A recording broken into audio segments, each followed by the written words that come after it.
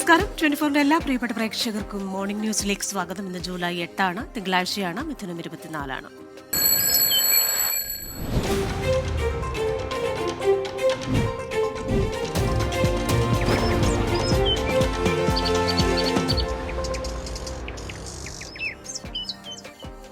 നോക്കാം വിശദമായ റിപ്പോർട്ടുകൾ.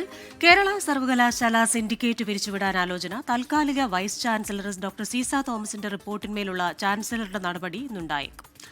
ആവശ്യമെങ്കിൽ സിൻഡിക്കേറ്റിനെ പിരിച്ചുവിടാമെന്ന് ഗവർണർക്ക് നിയമോപദേശം ലഭിച്ചു. ഞായറാഴ്ച ചേർന്ന സിൻഡിക്കേറ്റ് യോഗത്തിലെ തീരുമാനങ്ങൾ നിയമവിരുദ്ധമാണ് എന്നാണ് താൽക്കാലിക വൈസ് ചാൻസലർ സിസ തോമസ് ഗവർണർക്ക് റിപ്പോർട്ട് നൽകിയത്.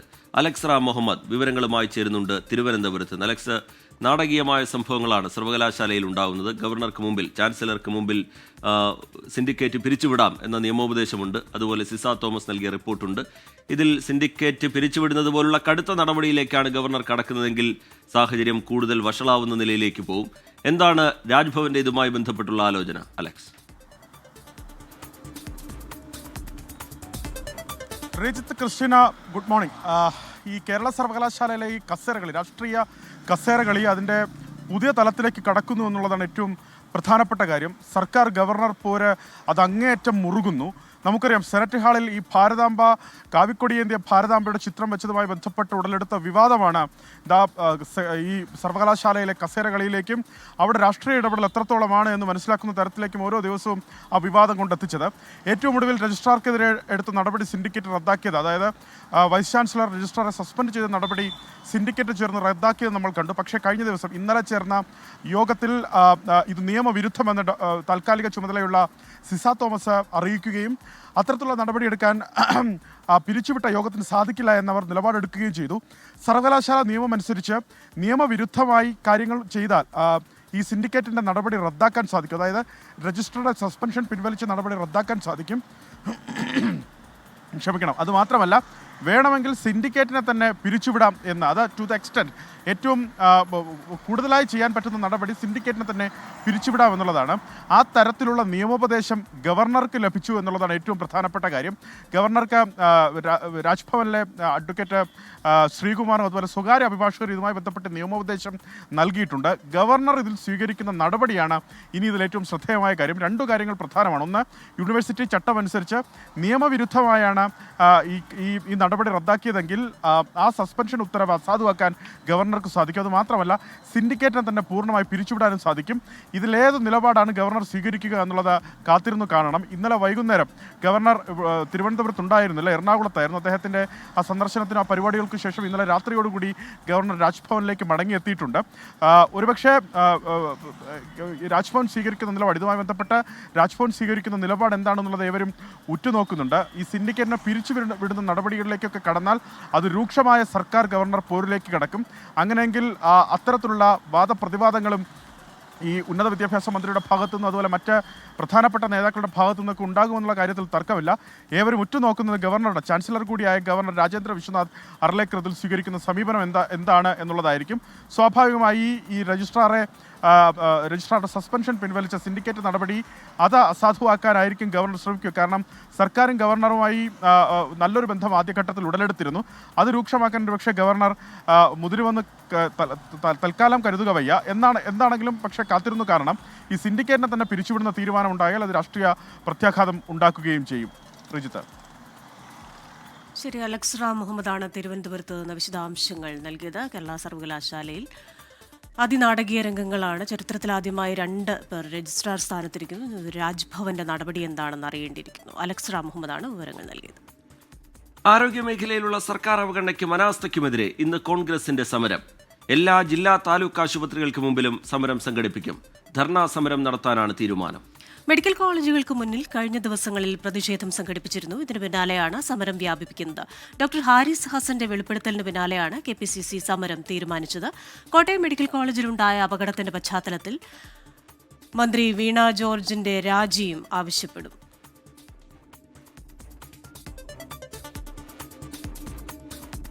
സംസ്ഥാനത്ത് ഇന്ന് സ്വകാര്യ ബസ്സുകൾ സർവീസ് നടത്തില്ല. സംയുക്ത സമരസമിതിയുടെ സൂചനാ ബസ് സമരം ഇന്ന് നടക്കും. ലിമിറ്റഡ് സ്റ്റോപ്പ് ബസ്സുകളുടെയും ദീർഘദൂര ബസ്സുകളുടെയും പെർമിറ്റുകൾ കൃത്യമായി പുതുക്കി നൽകുക എന്നതടക്കമുള്ള ആവശ്യങ്ങൾ മുന്നോട്ട് വെച്ചിട്ടുണ്ട് ബസ് ഉടമകൾ. ബസ് തൊഴിലാളികൾക്ക് പോലീസ് ക്ലിയറൻസ് നിർബന്ധമാക്കി നടപടി പിൻവലിക്കുക എന്നതും ആവശ്യത്തിലുണ്ട്. വിശദാംശങ്ങളുമായി അലക്സ് റാം മുഹമ്മദാണ് തിരുവനന്തപുരത്ത് നിന്ന് ചേരുന്നത്. ശ്യാംകുമാർ കൊച്ചിയിൽ നിന്നും, മിഥില ബാലൻ കോഴിക്കോട് നിന്നും ചേരുന്നു. അലക്സ, വിവിധ ആവശ്യങ്ങൾ ഉന്നയിച്ചുകൊണ്ടുള്ള ഒരു സൂചനാ പണിമുടക്ക്, ഇതിൽ കാര്യങ്ങൾ സാധിച്ചില്ലെങ്കിൽ ജൂലൈ 22 മുതൽ അനിശ്ചിതകാലത്തേക്ക് സർവീസ് നിർത്തിവെക്കും എന്ന് പറയുന്നു. തിരുവനന്തപുരത്ത് എന്താണ് അവസ്ഥ? ഈ ബസ് സമരം ഏത് രീതിയിലാണ് ആളുകളെ ബാധിക്കുന്നത്?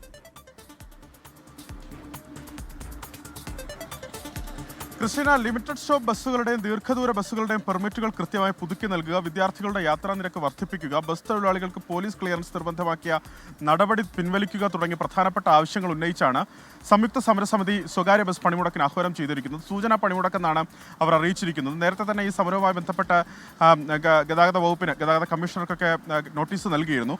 അതുമായി ബന്ധപ്പെട്ട് കഴിഞ്ഞ ദിവസം പാലക്കാട് ഗതാഗത കമ്മീഷണറുടെ നേതൃത്വത്തിൽ സ്വകാര്യ ബസ് ഉടമകളുമായി ചർച്ച നടത്തിയിരുന്നു. ആ ചർച്ച പരാജയപ്പെട്ട പശ്ചാത്തലത്തിലാണ് ഇന്ന് ഈ പണിമുടക്കുമായി മുന്നോട്ട് പോകാൻ അവർ തീരുമാനിച്ചത്. രാവിലെ 6 മണി മുതൽ അവരുടെ പണിമുടക്ക് ആരംഭിച്ചിട്ടുണ്ട്. ഇതിലേറ്റവും പ്രധാനപ്പെട്ട കാര്യം തിരുവനന്തപുരത്തെ സംബന്ധിച്ച് പറയുകയാണെങ്കിൽ, തിരുവനന്തപുരത്ത് ഈ സ്വകാര്യ ബസ് സമരത്തെ മറികടക്കുന്നതിന് വേണ്ടി KSRTC അതിനുള്ള മുൻകരുതലുകൾ സ്വീകരിച്ചിട്ടുണ്ടെന്നുള്ളതാണ്. തൊട്ടു പിന്നിൽ കിഴക്കേക്കോട്ട ബസ് സ്റ്റാൻഡ് കാണാം, നിർത്തിയിട്ടിരിക്കുന്ന സ്വകാര്യ ബസ്സുകൾ കാണാം. അതുമാത്രമല്ല, കൂടുതലായി സർവീസ് നടത്തുന്ന KSRTC ബസ്സുകളെയും തൊട്ടു പിന്നിൽ കാണാം. തിരുവനന്തപുരത്തെ സംബന്ധിച്ച് അത് വലിയ രീതിയിൽ ജനങ്ങളെ ബാധിക്കാൻ സാധ്യത വളരെ കുറവാണ്. കാരണം ആ മേഖലകളിൽ കൂടുതലായി KSRTC ബസ് ഓപ്പറേറ്റ് ചെയ്താൽ മതിയാകും. പക്ഷേ സ്വകാര്യ ബസ്സുകൾ കൂടുതലായി സർവീസ് നടത്തുന്ന ഇടങ്ങളിലാകട്ടെ കാര്യമായി തന്നെ ബസ് സമരം ആളുകളെ ബാധിക്കുകയും ചെയ്യും. ഇതിൽ മന്ത്രി എടുക്കുന്ന ഒരു നിലപാട്, ഗതാഗത മന്ത്രി KV ഗണേഷ് കുമാർ എടുക്കുന്ന ഒരു നിലപാട്, ബസ് തൊഴിലാളികൾക്ക് പോലീസ് ക്ലിയറൻസ് നിർബന്ധമാക്കിയ നടപടി എന്തു തന്നെയാണെങ്കിലും പിൻവലിക്കില്ല എന്ന് അദ്ദേഹം നിലപാടെടുക്കുന്നു. സർക്കാർ അതിൽ നിന്ന് പിന്നോട്ട് പോയില്ല എങ്കിൽ ജൂലൈ 22 മുതൽ അനിശ്ചിതകാല പണിമുടക്കിലേക്ക് കടക്കുമെന്ന് സ്വകാര്യ ബസ് സംയുക്ത സമര സമിതി മുന്നറിയിപ്പ് നൽകുകയും ചെയ്തിട്ടുണ്ട്. എന്താണെങ്കിലും സ്വകാര്യ ബസ് സമരം ആരംഭിച്ചിരിക്കുന്നു. തിരുവനന്തപുരത്തെ സംബന്ധിച്ച് സ്വകാര്യ ബസ്സുകൾ പ്രവർത്തിക്കുന്നില്ല, ഒരു സ്വകാര്യ ബസ്സുകളും പ്രവർത്തിക്കുന്നില്ല. KSRTC ബസ്സുകളാകട്ടെ കൂടുതൽ സർവീസ് നടത്തി അത് മറികടക്കുന്നതിനുള്ള നടപടികളും സ്വീകരിച്ചിരിക്കുന്നു. കൃഷ്ണ. ശരി, അലക്സ് റാം മുഹമ്മദ് തിരുവനന്തപുരത്ത് നിന്ന് വിശദാംശങ്ങൾ പങ്കുവയ്ക്കുകയായിരുന്നു. ശ്യാംകുമാർ കൊച്ചിയിൽ നിന്ന് വിവരങ്ങളുമായി ചേരുന്നു. ശ്യാംകുമാർ, ഇന്നലെയും ഒരു ചർച്ച നടന്നതാണ്, പക്ഷേ അത് പരാജയപ്പെട്ടു പോയി. ഈ വിദ്യാർത്ഥികളുടെ കൺസെഷന്റെ കാര്യത്തിൽ, ഉന്നയിക്കപ്പെടുന്ന മറ്റാവശ്യങ്ങളുടെ കാര്യത്തിൽ അനുകൂലമായൊരു ഈ സമരക്കാർക്ക് അനുകൂലമായൊരു തീരുമാനം നിലവിലെടുക്കാൻ കഴിയില്ല എന്ന നിലപാടിൽ തന്നെയാണ് സർക്കാർ ഉള്ളത്. ഒരുപക്ഷെ വരും ദിവസങ്ങളിൽ ഒരു സമവായം രൂപപ്പെടാനുള്ള സാധ്യതയുമുണ്ട്. ഈ ബസ് സമരം, സൂചനാ പണിമുടക്ക് എങ്ങനെ ജനങ്ങളെ ബാധിക്കും എന്നുള്ളത് വരും മണിക്കൂറുകളിലായിരിക്കും ഒരുപക്ഷെ കൂടുതലായി വ്യക്തമാകും. എങ്കിലും ഇപ്പോൾ കാണാൻ കഴിയുന്ന കാഴ്ചകൾ എന്താണ്? പകരം ക്രമീകരണങ്ങൾ KSRTCയുടേതടക്കം കൊച്ചിയിൽ നിന്ന് പങ്കുവയ്ക്കാൻ കഴിയുന്ന വിവരങ്ങൾ ശ്യാംകുമാർ.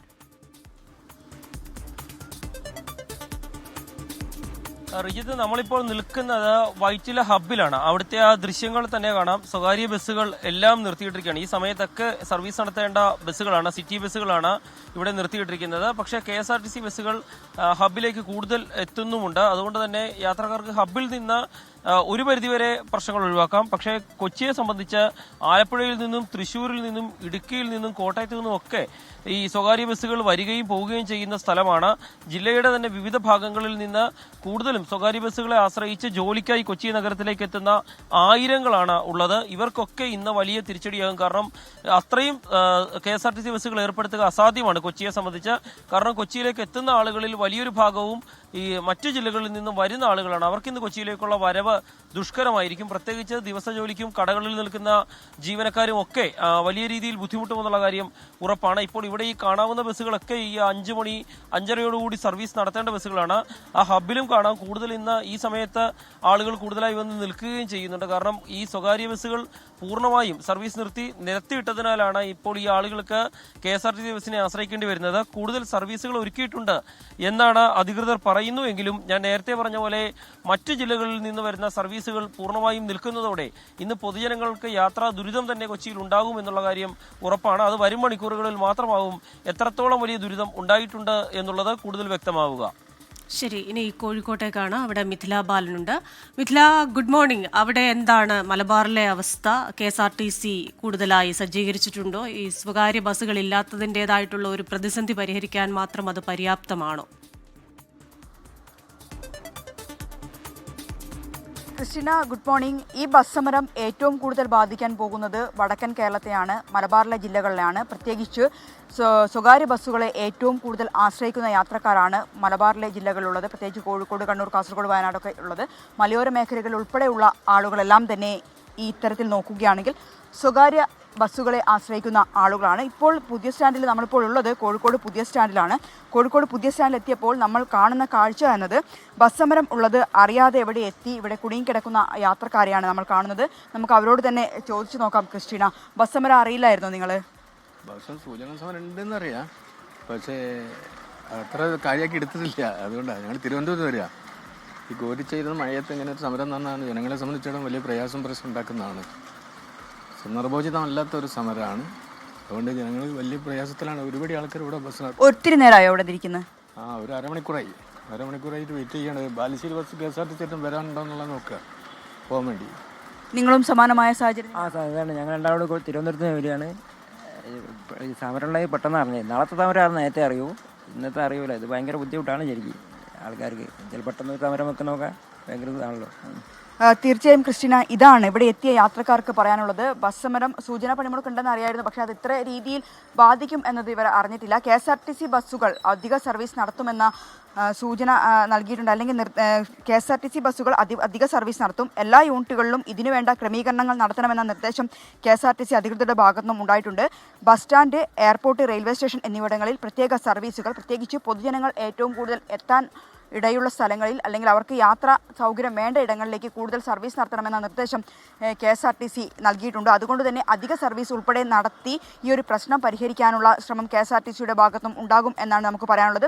ഈ ഒരു ആദ്യ നിമിഷത്തിൽ നമുക്ക് കോഴിക്കോട് പുതിയ സ്റ്റാൻഡിൽ നിന്നും യാത്രക്കാർ ദുരിതം അനുഭവിക്കുന്നു. ഇപ്പോൾ നമ്മൾ കണ്ടതാണ്, അരമണിക്കൂറിലധികമായി ഇവിടെ ബസ്സിന് കാത്തു നിൽക്കുന്നു. KSRTC ബസ് എത്തും എന്ന ഒരു പ്രതീക്ഷയാണുള്ളത്. നമ്മളിപ്പോൾ കണ്ട യാത്രക്കാർ എന്നത് തിരുവനന്തപുരത്ത് നിന്ന് വരികയാണ്. ബാലുശ്ശേരിയിലേക്ക് പോകുന്ന യാത്രക്കാരാണ് അവർ. ഇപ്പോൾ ഏതെങ്കിലും ഒരു KSRTC ബസ്, ഈ മേഖലയിലേക്കുള്ള ഏതെങ്കിലും KSRTC ബസ് എത്തുമോ എന്ന ഒരു പ്രതീക്ഷയോടെ ഇപ്പോൾ ബസ് സ്റ്റാൻഡിൽ കാത്തിരിക്കുകയാണ്. ക്രിസ്റ്റീന. ശരി, മിഥില ബാലൻ കോഴിക്കോട് പുതിയ ബസ് സ്റ്റാൻഡിൽ നിന്നുള്ള വിവരങ്ങൾ പങ്കുവയ്ക്കുകയായിരുന്നു. വരും മണിക്കൂറുകളിൽ വലിയ പ്രതിസന്ധി ഈ സൂചനാ പണിമുടക്ക് ജനങ്ങൾക്കുണ്ടാക്കും എന്നുള്ള കാര്യത്തിൽ ഉറപ്പാണ്. കാരണം ഈ ഉൾമേഖലയിലേക്കൊക്കെ പോകുന്ന ആളുകൾ വലിയ ബുദ്ധിമുട്ട് അനുഭവിക്കേണ്ടി വരും. നഗരമേഖലയിലും സമാനം തന്നെയായിരിക്കും സാഹചര്യം. എന്തായാലും സൂചനാ പണിമുടക്ക് എന്ന നിലയിലാണ് ബസ് സമരം നടക്കുന്നത്. വിവിധ ഇടങ്ങളിൽ നിന്ന് ഞങ്ങളുടെ പ്രതിനിധികൾ വിവരങ്ങൾ പങ്കുവയ്ക്കുകയായിരുന്നു. പത്തനംതിട്ട കോന്നിയിലെ പാറമടയിൽ ഹിറ്റാച്ചി ഓപ്പറേറ്റർക്കായുള്ള തിരച്ചിൽ ഇന്നും തുടരും. രാവിലെ 7 മണി മുതലാകും ദൌത്യം ആരംഭിക്കുക. മണ്ണിടിച്ചിലാണ് പ്രധാന വെല്ലുവിളി. അതിനാൽ NDRFും ഫയർഫോഴ്സും ചേർന്ന് പ്രത്യേക പ്ലാൻ തയ്യാറാക്കിയാകും രക്ഷാപ്രവർത്തനം നടത്തുക. പാറക്കഷ്ണങ്ങൾക്കിടയിൽ മഹാദേവ പ്രധാൻ എന്ന ഇതര സംസ്ഥാന തൊഴിലാളിയുടെ മൃതദേഹം ഫയർഫോഴ്സ് പുറത്തെടുത്തിരുന്നു. പത്തനംതിട്ടയിൽ നിന്ന് വിശദാംശങ്ങളുമായി ചേരുന്നത് AV ജയശങ്കറാണ്. Jayashankar, good morning. ഇന്ന് കൂടുതൽ NDRF സംഘം അവിടെ എത്തും. പ്രത്യേകമായ ഒരു പ്ലാൻ തയ്യാറാക്കും. ഈ പാറമട തന്നെ എത്തിച്ചേരാൻ പ്രയാസമുള്ള ഒരു ഏരിയയിലാണല്ലോ. അപ്പോൾ അതുകൊണ്ട് എന്താണ് പ്രത്യേക പദ്ധതി? ഒപ്പം തന്നെ ഈ പാറമടയുമായി ബന്ധപ്പെട്ട് പരാതികളും ലഭിച്ചിട്ടുണ്ടല്ലോ. അതായത് ക്രിസ്റ്റീന, ഇന്ന് രാവിലെ 7 മണിയോട് കൂടി തന്നെ നിലവിൽ ഈ അപകടവുമായി ബന്ധപ്പെട്ട് കുടുങ്ങിക്കിടക്കുന്ന അജയ് എന്ന് പറയുന്ന ബീഹാർ സ്വദേശിക്ക് വേണ്ടിയുള്ള തിരച്ചിൽ ഫയർഫോഴ്സും NDRF സംഘവും ആരംഭിക്കും. ഈ രക്ഷാ ദൗത്യം വളരെയധികം പ്രതിസന്ധി ഘട്ടങ്ങളിലൂടെ ഇല്ലെങ്കിൽ സാഹസ ഘട്ടങ്ങളിലൂടെയാണ് എന്തായാലും ഈ സംഘത്തിന് നടത്തേണ്ടി വരിക. കാരണം കഴിഞ്ഞ ദിവസം തന്നെ ഈ രക്ഷാപ്രവർത്തനം നടക്കുന്ന ഘട്ടത്തിൽ തന്നെ ഈ അപകടമുണ്ടായ സ്ഥലത്ത് നിരന്തരമായി പാറ ഇടിയുകയും അത് ഫയർഫോഴ്സ് ഉദ്യോഗസ്ഥർക്ക് നേരെ ഉൾപ്പെടെ വരികയും ചെയ്യുന്ന ഒരു സാഹചര്യം ഉണ്ടായി. അതുകൊണ്ട് തന്നെ ഇത്തരം പ്രതികൂല കാലാവസ്ഥയെല്ലാം തന്നെ അതിജീവിച്ച് വേണം ഇത്തരത്തിൽ തുടർ രക്ഷാപ്രവർത്തനം ഉൾപ്പെടെയുള്ള കാര്യങ്ങളിലേക്ക് കടക്കാൻ. ഈ NDRFന്റെ സംഘം ഇങ്ങോട്ടേക്ക് നിലവിൽ വന്നുകൊണ്ടിരിക്കുകയാണ്. അവർ 7 മണിയോടുകൂടി തന്നെ ഇതിന്റെ രക്ഷാപ്രവർത്തനവുമായി ബന്ധപ്പെട്ട കാര്യങ്ങളിലേക്ക് കടക്കും. ഈ അപകടവുമായി ബന്ധപ്പെട്ട് മഹാദേവ പ്രധാൻ എന്ന് പറയുന്ന ആളുടെ മൃതശരീരം ഇന്നലെ തന്നെ ഫയർഫോഴ്സ് കണ്ടെത്തുന്ന സാഹചര്യം ഉണ്ടായിരുന്നു. മറ്റൊരാൾക്ക് വേണ്ടിയാണ് ഇന്ന് 7 മണിയോടുകൂടി തെരച്ചിൽ ആരംഭിക്കുക. നമുക്ക് ദൃശ്യങ്ങളിൽ കാണാം. NDRFന്റെ സംഘം ഇവിടെ എത്തിയിരിക്കുന്നു. NDRFന്റെ 27 പേരടങ്ങുന്ന സംഘമാണ് ഈ ദൗത്യത്തിന് വേണ്ടി, തിരച്ചിൽ ദൗത്യത്തിന് വേണ്ടി ഇപ്പോൾ ഈ പയ്യനാമണ്ണിലെ ഈ കോറിയിലേക്ക് നിലവിൽ എത്തിയിരിക്കുന്നത്. അവർ ഈ ക്രഷർ യൂണിറ്റിനുള്ളിൽ ഉള്ളിലേക്ക് കയറി പോകുന്നതാണ് നമ്മൾ ഈ ദൃശ്യങ്ങളിൽ കാണുന്നത്. 7 മണിയോടുകൂടി തന്നെ ഈ കുടുങ്ങിക്കിടക്കുന്ന ആൾക്ക് വേണ്ടിയുള്ള തിരച്ചിൽ ആരംഭിക്കും. ബീഹാർ സ്വദേശി അജയ്ക്ക് വേണ്ടിയായിരിക്കും തിരച്ചിൽ. എന്തായാലും ഈ ക്രഷർ യൂണിറ്റുമായി ബന്ധപ്പെട്ട് വലിയ തോതിലുള്ള നാട്ടുകാരുൾപ്പെടെ പ്രതിഷേധം ഉയർത്തുന്നുണ്ട്. കാരണം അനുമതിയില്ല ഇല്ലാതെ ആണ് ഇത്തരത്തിൽ ഈ കോറി പ്രവർത്തിച്ചത്. ഇതിന് അനുമതി ഉണ്ടായിരുന്നില്ല. നാട്ടുകാർക്ക് ഉൾപ്പെടെ ബുദ്ധിമുട്ടുണ്ടാക്കുന്ന തരത്തിലായിരുന്നു ഈ കോറിയുടെ പ്രവർത്തനം. അത്തരത്തിലുള്ള എല്ലാ തരത്തിലുള്ള നാട്ടുകാരുടെ വിമർശനങ്ങളും കാര്യങ്ങളും ഒക്കെ തന്നെ നിലനിൽക്കുന്നുണ്ട്. ആ ഘട്ടത്തിലാണ് എന്തായാലും ഒരാൾക്ക് വേണ്ടിയുള്ള രക്ഷാദൗത്യം നിലവിൽ ആരംഭിച്ചിരിക്കുന്നത്. നിലവിൽ ഈ കോറിയുമായി ബന്ധപ്പെട്ട ആളുകൾ ഈ കോറിക്കുള്ളിലേക്ക് മാധ്യമങ്ങളെ പ്രവേശിപ്പിക്കുന്നില്ല. കാരണം ഒരാളുടെ ജീവൻ അവിടെയുണ്ട്, ആ ജീവന് രക്ഷിക്കാനുണ്ട്. അതിനുവേണ്ടി NDRF സംഘം ഇപ്പോൾ അങ്ങോട്ടേക്ക് പോയിരിക്കുകയാണ്. പക്ഷേ മാധ്യമങ്ങൾക്ക് നിലവിൽ അങ്ങോട്ടേക്ക് പ്രവേശനമില്ല. കഴിഞ്ഞ ദിവസം ജില്ലാ കളക്ടർ ഉൾപ്പെടെ അവിടെ മാധ്യമങ്ങളെ കാണുന്ന ഘട്ടത്തിൽ ഉൾപ്പെടെ ഒന്നിൽ കൂടുതൽ തവണ ഈ കോറിയിൽ നിന്ന് വീണ്ടും ഈ അപകടം ഉണ്ടായ സ്ഥലത്ത് പാറക്കെട്ടുകൾ താഴേക്ക് പതിക്കുന്ന സാഹചര്യം ഉണ്ടായി. അങ്ങനെ വളരെയധികം സാഹസം നിറഞ്ഞ അല്ലെങ്കിൽ വലിയ ദുർഘടം പിടിച്ച ഒരു ടെറൈനിലാണ് ഇന്ന് NDRFും ഫയർഫോഴ്സും എല്ലാം തന്നെ ഈ ഒരു രക്ഷാ ദൗത്യം നടത്തേണ്ട. അവരെ സംബന്ധിച്ച് അതെല്ലാം തന്നെ വലിയ പ്രതിസന്ധിയാണ്. പക്ഷെ അതിനുവേണ്ട ക്രമീകരണങ്ങളെല്ലാം തന്നെ ഒരുക്കിയിട്ടുണ്ട്. അവിടെ ഈ ഇറ്റാച്ചി ഉപയോഗിച്ചിരുന്ന അജയ് എന്ന് പറയുന്ന ബീഹാർ സ്വദേശിയാണ് നിലവിൽ ഈ പാറക്കെട്ടുകൾക്കുള്ളിൽ കുടുങ്ങിക്കിടക്കുന്നതെന്നാണ് ജില്ലാ ഭരണകൂടം പറയുന്നത്. ഇദ്ദേഹത്തിന് വേണ്ടിയുള്ള തിരച്ചിലാണ് 7 മണിയോടുകൂടി തന്നെ NDRFും പോലീസും ഫയർഫോഴ്സും എല്ലാം തന്നെ ചേർന്ന് ആരംഭിക്കുക. ഈ തിരച്ചിലിൽ ഈ ബീഹാർ സ്വദേശിയെ ജീവനോടെ തന്നെ രക്ഷിക്കാനാകുമെന്ന പ്രതീക്ഷ വളരെ കുറവാണ്. പക്ഷേ എങ്കിൽ പോലും ഇതുമായി ബന്ധപ്പെട്ട പരിശോധനകൾ എല്ലാം തന്നെ കൃത്യമായ രീതിയിൽ നടത്തുമെന്ന് ജില്ലാ ഭരണകൂടം കഴിഞ്ഞ ദിവസം തന്നെ അറിയിച്ചിരുന്നു. ജില്ലാ കളക്ടർ നേരിട്ട് ഇങ്ങോട്ട് എത്തിയാണ് കഴിഞ്ഞ ദിവസം ഈ രക്ഷാദൌത്യത്തിന് നേതൃത്വം നൽകിയത്. പക്ഷേ വൈകിട്ടോടുകൂടി പ്രതികൂല കാലാവസ്ഥ ആയതോടുകൂടി തന്നെ ഈ രക്ഷാദൌത്യം അവസാനിപ്പിക്കും. വിജയശങ്കർ അപകട സ്ഥലത്ത് നിന്ന് വിവരങ്ങൾ പങ്കുവയ്ക്കുകയായിരുന്നു. 7 മണിയോടുകൂടി ഇന്നത്തെ തെരച്ചിൽ ആരംഭിക്കും. ഈ പാറ ഇടിയുന്നു എന്നുള്ളത് ഈ ദൌത്യത്തിനൊരു വെല്ലുവിളിയായി നിലനിൽക്കുന്നുണ്ട്. ജയശങ്കർ തുടരുക. പത്തനംതിട്ട കോന്നിയിലെ ക്വാറി അപകടത്തിൽ ക്വാറിയുടെ പ്രവർത്തനം സംബന്ധിച്ച് അന്വേഷിച്ച് വിശദമായ റിപ്പോർട്ട് നൽകാൻ മൈനിംഗ് ആൻഡ് ജിയോളജി വകുപ്പിന് നിർദ്ദേശം നൽകിയെന്ന് ജില്ലാ കളക്ടർ പ്രേംകൃഷ്ണ 24-നോട് പറഞ്ഞു. ക്വാറിയുടെ പ്രവർത്തനങ്ങൾ മൈനിംഗ് ആൻഡ് ജിയോളജി വകുപ്പിന്റെ അനുമതിയോടെയാണെന്നും കളക്ടർ പറഞ്ഞു. 2026 ഫെബ്രുവരി 7 വരെ ക്വാറിക്ക് പ്രവർത്തനാനുമതി ഉണ്ടെന്നും കളക്ടർ 24-നോട് പറഞ്ഞു. 24 ബ്രേക്കിംഗ്. 7/2/2026 വരെ ഉള്ള അനുമതി ഉണ്ട് എന്നുള്ളതാണ് ഒരു പ്രിലിമിനറി ആയിട്ട് ജിയോളജി തന്നിരിക്കുന്ന റിപ്പോർട്ട് എന്ന് പറഞ്ഞാൽ. അവിടുന്ന് പൊട്ടിച്ചിരിക്കുന്ന കൃത്യമായിട്ടാണോ, അതുപോലെ ഈ പറഞ്ഞിരിക്കുന്ന ക്വാണ്ടിറ്റിയിലാണോ, പറഞ്ഞിരിക്കുന്ന സ്ഥലത്ത് നിന്നാണ് പൊട്ടിച്ചിരുന്നുള്ള കാര്യങ്ങളൊന്ന് അന്വേഷിക്കാൻ വേണ്ടി അവരോട് പറഞ്ഞിട്ടുണ്ട്. അവർ അതിന്റെ ഡീറ്റെയിൽ റിപ്പോർട്ട് ഫർദർ തരുന്നതായിരിക്കും. അപ്പോൾ ഇതിന്റെ ബ്ലാസ്റ്റിംഗ് നടന്ന ശേഷമാണ് ഇത് പൊട്ടിയിരിക്കുന്നതെന്ന് പറയുന്നുണ്ട്. അപ്പോൾ അതെങ്ങനെയാണ് ചെയ്തിരിക്കുന്നത്, ശാസ്ത്രീയമായിട്ടാണോ ചെയ്തിരിക്കുന്നത്, ആ കാര്യങ്ങളെല്ലാം തന്നെ ഡീറ്റെയിൽ ആയിട്ട് അന്വേഷിക്കാൻ തന്നെ തീരുമാനമായിട്ടുണ്ട്. അത് വീഴ്ച ഉണ്ടായിട്ടുണ്ടോ എന്ന് അന്വേഷണ റിപ്പോർട്ട് അടിസ്ഥാനത്തിലായിരിക്കും നമ്മൾ ബാക്കി തീരുമാനിക്കുന്നത്. തൽക്കാലം കോറിയുടെ പ്രവർത്തനങ്ങൾ സ്റ്റോപ്പ് ചെയ്യാനുള്ള ഓർഡർ ആക്കിയിട്ടുണ്ട്. ജയശങ്കർ വിവരങ്ങളുമായി പത്തനംതിട്ടയിൽ നിന്ന് തുടരുന്നുണ്ട്. ജയശങ്കർ, ഇതുമായി ബന്ധപ്പെട്ടുള്ള അന്വേഷണം നടക്കുന്നുണ്ട്. ക്വാറിയുമായി ബന്ധപ്പെട്ട് ചില പരാതികൾ ഇപ്പോൾ ഉയർന്നു കേൾക്കുന്നുമുണ്ട്.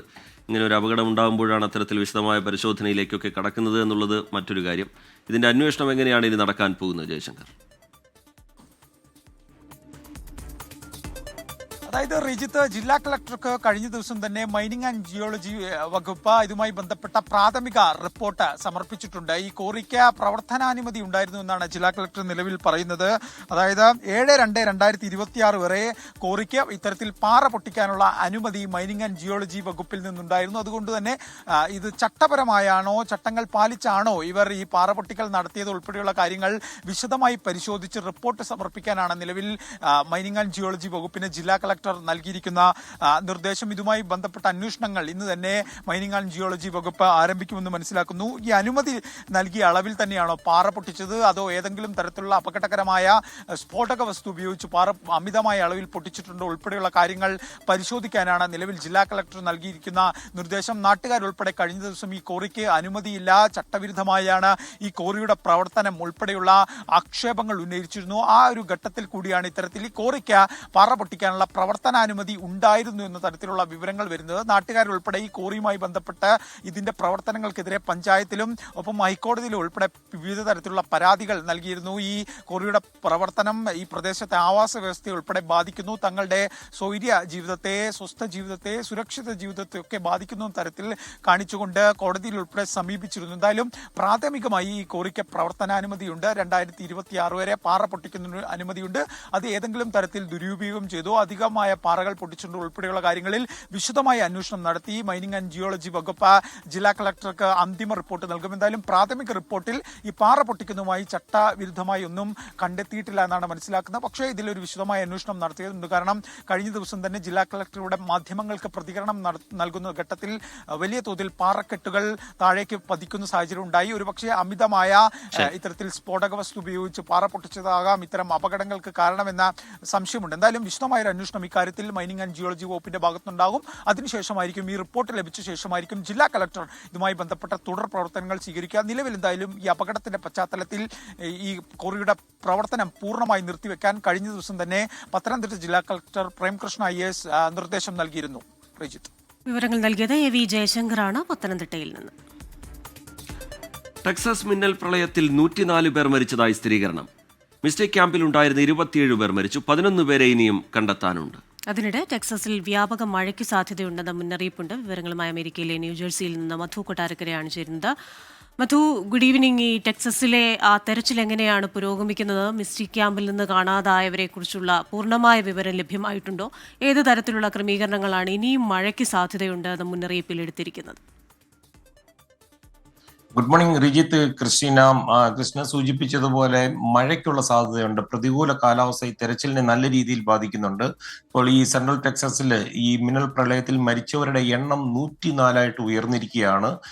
അതിൽ 28ഓളം കുട്ടികൾ ഈ മിസ്റ്റിക് ക്രിസ്ത്യൻ ക്യാമ്പിലുണ്ടായിരുന്ന കുട്ടികളായിരുന്നു. ഇതിൽ 22 മുതിർന്നവരും അതുപോലെ 10 കുട്ടികളുടെയും മൃതദേഹങ്ങൾ ഇനിയും തിരിച്ചറിയാൻ സാധിച്ചിട്ടില്ല. ഈ മിസ്റ്റിക് ക്യാമ്പിൽ ഒരു 11 പേരുടെ ഒരു ഗ്രൂപ്പ്, ഒരു ക്യാമ്പ് കൗൺസിലർ ഉൾപ്പെടെയുള്ളവരെ ഇപ്പോഴും കണ്ടെത്താൻ സാധിച്ചിട്ടില്ല. ഈ മേഖലയിൽ ഇപ്പോഴും കാലാവസ്ഥാ മുന്നറിയിപ്പ് നൽകിയിട്ടുണ്ട്. കനത്ത മഴയ്ക്കും അതുപോലെ നദിയിൽ വെള്ളം ഉയരുവാനുമുള്ള സാധ്യതയുണ്ടെന്നുള്ള മുന്നറിയിപ്പാണ് പോയിരിക്കുന്നത്. ഇവിടെ ഈ പ്രദേശത്തോടെ ഡ്രോണുകൾ പറത്തുന്നത് നിരോധിച്ചിരിക്കുകയാണ്. കാര്യം ഇന്ന് ഈ തെരച്ചിലുമായി ബന്ധപ്പെട്ട് ഒരു ഹെലികോപ്റ്റർ ഇത്തരം ഒരു ഡ്രോണുമായി കൂട്ടിയിടിച്ച് അത് എമർജൻസി ലാൻഡിംഗ് നടത്തേണ്ടി വന്നു. കിഴക്ക് കൗണ്ടിയായിരുന്നു ഇതിന്റെ പ്രഭവ കേന്ദ്രം. ഇവിടെ 84 പേരാണ് മരിച്ചത്. ഇതിൽ 28 പേരും കുട്ടികളായിരുന്നു. ഏതാണ്ട് 900ഓളം പേരെയാണ് ഇതുവരെ രക്ഷപ്പെടുത്തുവാൻ സാധിച്ചിട്ടുള്ളത്. ഈ തെരച്ചിൽ തുടർച്ചയായിട്ട് നടക്കുന്നത് കാരണം ടെക്സസിലുള്ള തെരച്ചിൽ ടീമിനെ സഹായിക്കുവാനായി ഫ്ലോറിഡ പോലുള്ള സംസ്ഥാനങ്ങളിൽ നിന്നുള്ള പുതിയ തെരച്ചിൽ സംഘങ്ങളും എത്തിയിട്ടുണ്ട്. ടെക്സസ് ഗവർണർ ഗ്രെഗ് അബോട്ട് ഇന്ന് മാധ്യമങ്ങളോട് സംസാരിക്കുമ്പോൾ പറഞ്ഞത് ഒരുപക്ഷെ കൃത്യമായ ഒരു മുന്നറിയിപ്പ് പ്രളയത്തിനെ പറ്റി നൽകുവാൻ സാധിച്ചിരുന്നെങ്കിൽ മരണനിരക്ക് കുറയ്ക്കുവാൻ സാധിച്ചേനെയായിരുന്നു. പ്രത്യേകിച്ച് ഈ നദിയുടെ കരയ്ക്ക് സൈറനുകൾ ഉപയോഗിക്കുന്നതുമൊക്കെ ചിന്തിക്കേണ്ടിയിരിക്കുന്നു. കാര്യം ഈ സമ്മർ ആകുമ്പോൾ ഇതൊരു പ്രകൃതി രമണീയമായ ഒരു സ്ഥലമായതുകൊണ്ട് ധാരാളം പേർ ക്യാമ്പിങ്ങിനായിട്ട് വരാറുണ്ട്. അപ്പൊ അവർക്ക് കൃത്യമായിട്ടൊരു മുന്നറിയിപ്പ് നൽകുവാൻ ഇപ്പോൾ ഒരു സംവിധാനമില്ല. തന്നെയുമല്ല, സാമ്പത്തികമായിട്ട് അധികം മെച്ചമുള്ള സ്ഥലങ്ങളല്ലാത്തത് കൊണ്ട് ഇതിന്റെയൊക്കെ ബജറ്റ് വരുമ്പോൾ ഇത് തള്ളിക്കളയുകയാണ് ചെയ്യുന്നത്. തന്നെയല്ല, ഇന്നത്തെ കാലത്തെ സാങ്കേതിക വിദ്യയും അതുപോലെ ടെലിഫോണിൽ കൂടെയുള്ള അലേർട്ട്സും അതുപോലെ തന്നെ ഈ വെള്ളത്തിന്റെ ഉയർച്ച കാണിക്കുന്ന മെഷർമെന്റ്സ് കാണിക്കുന്ന കാര്യങ്ങളൊക്കെ അവിടെ നടപ്പിലാക്കാവുന്നതായിരുന്നു. ഇപ്പോൾ അത് ഉച്ചത്തിൽ മെഗാഫോണിലൂടെ ഒക്കെ പറഞ്ഞാണ് ഇത്തരം അലേർട്ടുകൾ നടത്തുന്നത്. ഇതിന്റെ ഒരു മാറ്റം വരുത്തുമെന്നാണ് ഗവർണർ പറയുന്നത്. US പ്രസിഡന്റ് ഡൊണാൾഡ് ട്രംപ് വെള്ളിയാഴ്ച ഈ പ്രദേശം സന്ദർശിക്കുമെന്നാണ് ഏറ്റവും ഒടുവിൽ വൈറ്റ് ഹൗസിൽ നിന്ന് അറിയാൻ സാധിച്ചത്. അദ്ദേഹം മാറി നിൽക്കുന്നത് ഈ തെരച്ചിലിന് ഒരു തടസ്സമാകാതിരിക്കാനാണ്. വെള്ളിയാഴ്ച എത്തുമ്പോഴും ഈ തെരച്ചിൽ തുടരുകയാണെങ്കിൽ അത്തരം തടസ്സമുണ്ടാകാത്ത രീതിയിൽ സംസ്ഥാനവുമായി കാര്യങ്ങൾ കോർഡിനേറ്റ് ചെയ്യുന്നുണ്ടെന്നാണ് വൈറ്റ് ഹൗസ് പറയുന്നത്. കൃഷ്ണ, ശരി, ഇനി ഇവിടെ നിന്നുള്ള രക്ഷാദൗത്യത്തിന്റെ ചില ദൃശ്യങ്ങൾ പ്രേക്ഷകർക്ക് കാണാം.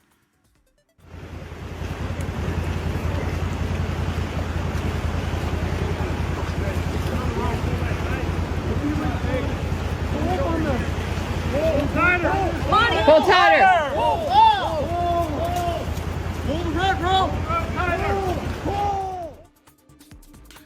ടെക്സസിൽ വ്യാപകമായി മഴയ്ക്ക് സാധ്യതയുണ്ട് എന്ന മുന്നറിയിപ്പിന്റെ കൂടി പശ്ചാത്തലത്തിൽ അതീവ ജാഗ്രത ആ മേഖലയിൽ തുടരുന്നുണ്ട്. രക്ഷാദൗത്യത്തിന്റെ പുതിയ ദൃശ്യങ്ങളാണ് ഇപ്പോൾ പ്രേക്ഷകർ കണ്ടത്. മധു കൊട്ടാരക്കര അമേരിക്കയിലെ ന്യൂജേഴ്സിയിൽ നിന്ന് വിശദാംശങ്ങൾ പങ്കുവയ്ക്കുകയായിരുന്നു. സംസ്ഥാന സർക്കാരിന്റെ ജനദ്രോഹ നയങ്ങൾക്കെതിരെ കോൺഗ്രസ് തൃശൂർ ജില്ലാ കമ്മിറ്റിയുടെ നേതൃത്വത്തിൽ ഇന്ന് സമരസംഗമം നടക്കും. സംസ്ഥാന സർക്കാരിന്റെ പോരായ്മകളും ജില്ലയിലെ പൊതുവിഷയങ്ങളും ഉയർത്തി നടക്കുന്ന പരിപാടിയിൽ KPCC president Sunny Joseph, UDF convener Adoor Prakash തുടങ്ങിയവർ പങ്കെടുക്കും. രാവിലെ 10:30 തൃശൂർ ടൗൺ ഹാളിൽ നടക്കുന്ന യോഗത്തിൽ ജില്ലയിലെ ബ്ലോക്ക് മണ്ഡലം പ്രസിഡന്റുമാർ, ബ്ലോക്ക് DCC ഭാരവാഹികൾ, KPCC അംഗങ്ങൾ, ഭാരവാഹികൾ, മുതിർന്ന നേതാക്കൾ തുടങ്ങിയവർ പ്രതിനിധികളായി പങ്കെടുക്കും. തദ്ദേശ നിയമസഭാ തെരഞ്ഞെടുപ്പുകൾ ലക്ഷ്യമിട്ട് കോൺഗ്രസ് ആസൂത്രണം ചെയ്യുന്ന ക്യാമ്പയിന്റെ ഭാഗമായാണ് പരിപാടി. വ്യാപാര കമ്മി കുറയ്ക്കുന്നതിന്റെ ഭാഗമായി നിരവധി രാജ്യങ്ങളുടെ പുതിയ വ്യാപാര തീരുവ പ്രഖ്യാപിച്ച അമേരിക്കൻ പ്രസിഡന്റ് ഡൊണാൾഡ് ട്രംപ് 25% മുതൽ 40% വരെയാണ് പുതിയ തീരുവ നിരക്കുകൾ. 14 രാജ്യങ്ങളിലെ നേതാക്കൾക്കയച്ച കത്തിന്റെ പകർപ്പുകൾ ട്രൂത്ത് സോഷ്യലിൽ ട്രംപ് പോസ്റ്റ് ചെയ്തു. മധു കൊട്ടാരക്കര വിവരങ്ങളുമായി ചേരുന്നുണ്ട് അമേരിക്കയിലെ ന്യൂജേഴ്സിയിൽ നിന്ന്. ട്രംപിന്റെ നീക്കം എന്താണ് മധു? റീജിത്ത്, അങ്ങനെ ചോദിച്ചു കഴിഞ്ഞാൽ അത് ഒരുപക്ഷെ ഡൊണാൾഡ് ട്രംപിന് പോലും അറിയത്തില്ലായിരിക്കും. പക്ഷേ US പ്രസിഡന്റ് ഡൊണാൾഡ് ട്രംപ് ഇന്ന് അമേരിക്കയുടെ പ്രധാന വ്യാപാര പങ്കാളികളായ ജപ്പാനും അതുപോലെ ദക്ഷിണ കൊറിയയ്ക്കും ഒക്കെ മേൽ ഈ തീരുവ ഏർപ്പെടുത്തി സമ്മർദ്ദം ശക്തമാക്കിയിരിക്കുകയാണ്. ഈ രണ്ട് രാജ്യങ്ങളുടെയും ഭരണാധികാരികൾക്ക് അദ്ദേഹം അയച്ച കത്തുകളിൽ ഈ പുതിയ താരിഫ് നിരക്കുകൾ പറഞ്ഞിട്ടുണ്ട്. ഓഗസ്റ്റ് 1 മുതൽ ഇരു രാജ്യങ്ങൾക്കും ഏതാണ്ട് 25% താരിഫ് അടയ്ക്കേണ്ടി വരുമെന്നാണ് ട്രംപ് ഈ കത്തിലൂടെ വ്യക്തമാക്കിയിരിക്കുന്നത്. അതുമാത്രമല്ല, ഈ കത്തുകളൊക്കെ ഡൊണാൾഡ് ട്രംപ് അദ്ദേഹത്തിന്റെ ട്രൂത്ത് സോഷ്യലിൽ പോസ്റ്റ് ചെയ്യുകയും ഇക്കാര്യങ്ങളെല്ലാം വളരെ വിശദമായിട്ട് പങ്കുവെക്കുകയും ചെയ്തിട്ടുണ്ട്. ഈ കരാറുകളൊക്കെ ചർച്ച ചെയ്യുവാൻ ഈ രാജ്യങ്ങൾക്ക് ഒരുപക്ഷെ ചിലപ്പോൾ കൂടുതൽ സമയം നൽകിയേക്കാം എന്നുള്ള ചില സൂചനകൾ വരുന്നുണ്ട്. പക്ഷേ ഏകദേശം ഈ രണ്ട് കത്തുകളിലും ഈ രാജ്യങ്ങളുമായിട്ടുള്ള അമേരിക്കയുടെ വ്യാപാര കമ്മി ഡൊണാൾഡ് ട്രംപ് ഒരു പ്രധാന വിഷയമായിട്ട് ഉയർത്തിക്കാണിച്ചിരിക്കുകയാണ്. അതായത് അമേരിക്കൻ ബിസിനസ്സുകൾ ഈ രാജ്യങ്ങളിലേക്ക് കയറ്റുമതി ചെയ്യുന്നതിനേക്കാൾ കൂടുതൽ സാധനങ്ങൾ ഈ രാജ്യങ്ങളിൽ നിന്ന് അമേരിക്ക വാങ്ങുന്നുണ്ട്. അതുകൊണ്ട് അമേരിക്കൻ ഉൽപ്പന്നങ്ങൾ വിദേശത്ത് വിൽക്കുന്നതിന് തടസ്സമായി ട്രംപ് കരുതുന്ന ഈ മറ്റ് നയങ്ങളോടൊക്കെയുള്ള ഒരു പ്രതികരണമായി ഈ താരിഫുകൾ നിശ്ചയിക്കുമെന്നാണ് ഡൊണാൾഡ് ട്രംപ് പറയുന്നത്. പക്ഷേ ചൈന ഒഴികെയുള്ള എല്ലാ രാജ്യങ്ങൾക്കും പകരച്ചുങ്കം ചുമത്തുന്നതിനുള്ള തീയതി ഓഗസ്റ്റ് 1 വരെ നീട്ടിയിരിക്കുകയാണ്. മലേഷ്യ, കസാക്കിസ്ഥാൻ, ദക്ഷിണാഫ്രിക്ക, മ്യാൻമർ, ലാവോസ് എന്നീ രാജ്യങ്ങൾക്ക് 40% വരെ തീരുവ ചുമത്തിയിട്ടുണ്ട്. ഇന്ത്യയുമായിട്ടുള്ള വ്യാപാര ചർച്ചകൾ ഇപ്പോഴും നടക്കുകയാണെന്നാണ് അറിയാൻ കഴിഞ്ഞത്. താരിഫുകൾ ഒഴിവാക്കുവാൻ ഈ രാജ്യങ്ങളോട് അമേരിക്കയിൽ ഉൽപ്പന്നങ്ങൾ നിർമ്മിക്കുവാനാണ് ഡൊണാൾഡ് ട്രംപ് പറയുന്നത്. റീജിത്ത്, ക്രിസ്റ്റീന. വ്യാപാര കമ്മിയുമായി ബന്ധപ്പെട്ട വിശദാംശങ്ങൾ നൽകുകയായിരുന്നു മധു കൊട്ടാരക്കര അമേരിക്കയിലെ ന്യൂജേഴ്സിയിൽ നിന്ന്. ഇന്ത്യയുമായുള്ള കരാർ ചർച്ചയിലാണ്. എന്നാൽ രാജ്യ താൽപര്യത്തിന് വിരുദ്ധമായി യാതൊരു കരാറിനും സന്നദ്ധമല്ലെന്ന് ഇന്ത്യയുടെ വിദേശകാര്യ മന്ത്രാലയം അറിയിച്ചിട്ടുമുണ്ട്. മധു കൊട്ടാരക്കര തുടരുകയാണ്. ദോഹയിലെ വെടിനിർത്തൽ ചർച്ചകൾക്കിടെ വൈറ്റ് ഹൌസിൽ ട്രംപ് നെതന്യാഹു നിർണായക കൂടിക്കാഴ്ച. ഗസയിൽ നിന്നും ഒഴിയാൻ ആഗ്രഹിക്കുന്ന പാലസ്തീനികൾക്ക് അതിനുള്ള അവസരമുണ്ടെന്ന് ഇസ്രായേൽ പ്രധാനമന്ത്രി ബെഞ്ചമിൻ നെതന്യാഹു വ്യക്തമാക്കി. പലസ്തീനികളെ മാറ്റുന്ന കാര്യത്തിൽ ഇസ്രയേലിന്റെ അയൽ രാജ്യങ്ങൾ സഹകരിക്കുമെന്ന് ട്രംപ് വ്യക്തമാക്കി. ഇറാനുമായി കൂടുതൽ ചർച്ചകൾക്ക് പദ്ധതിയിട്ടിട്ടുണ്ടെന്ന് ട്രംപ് അറിയിച്ചു.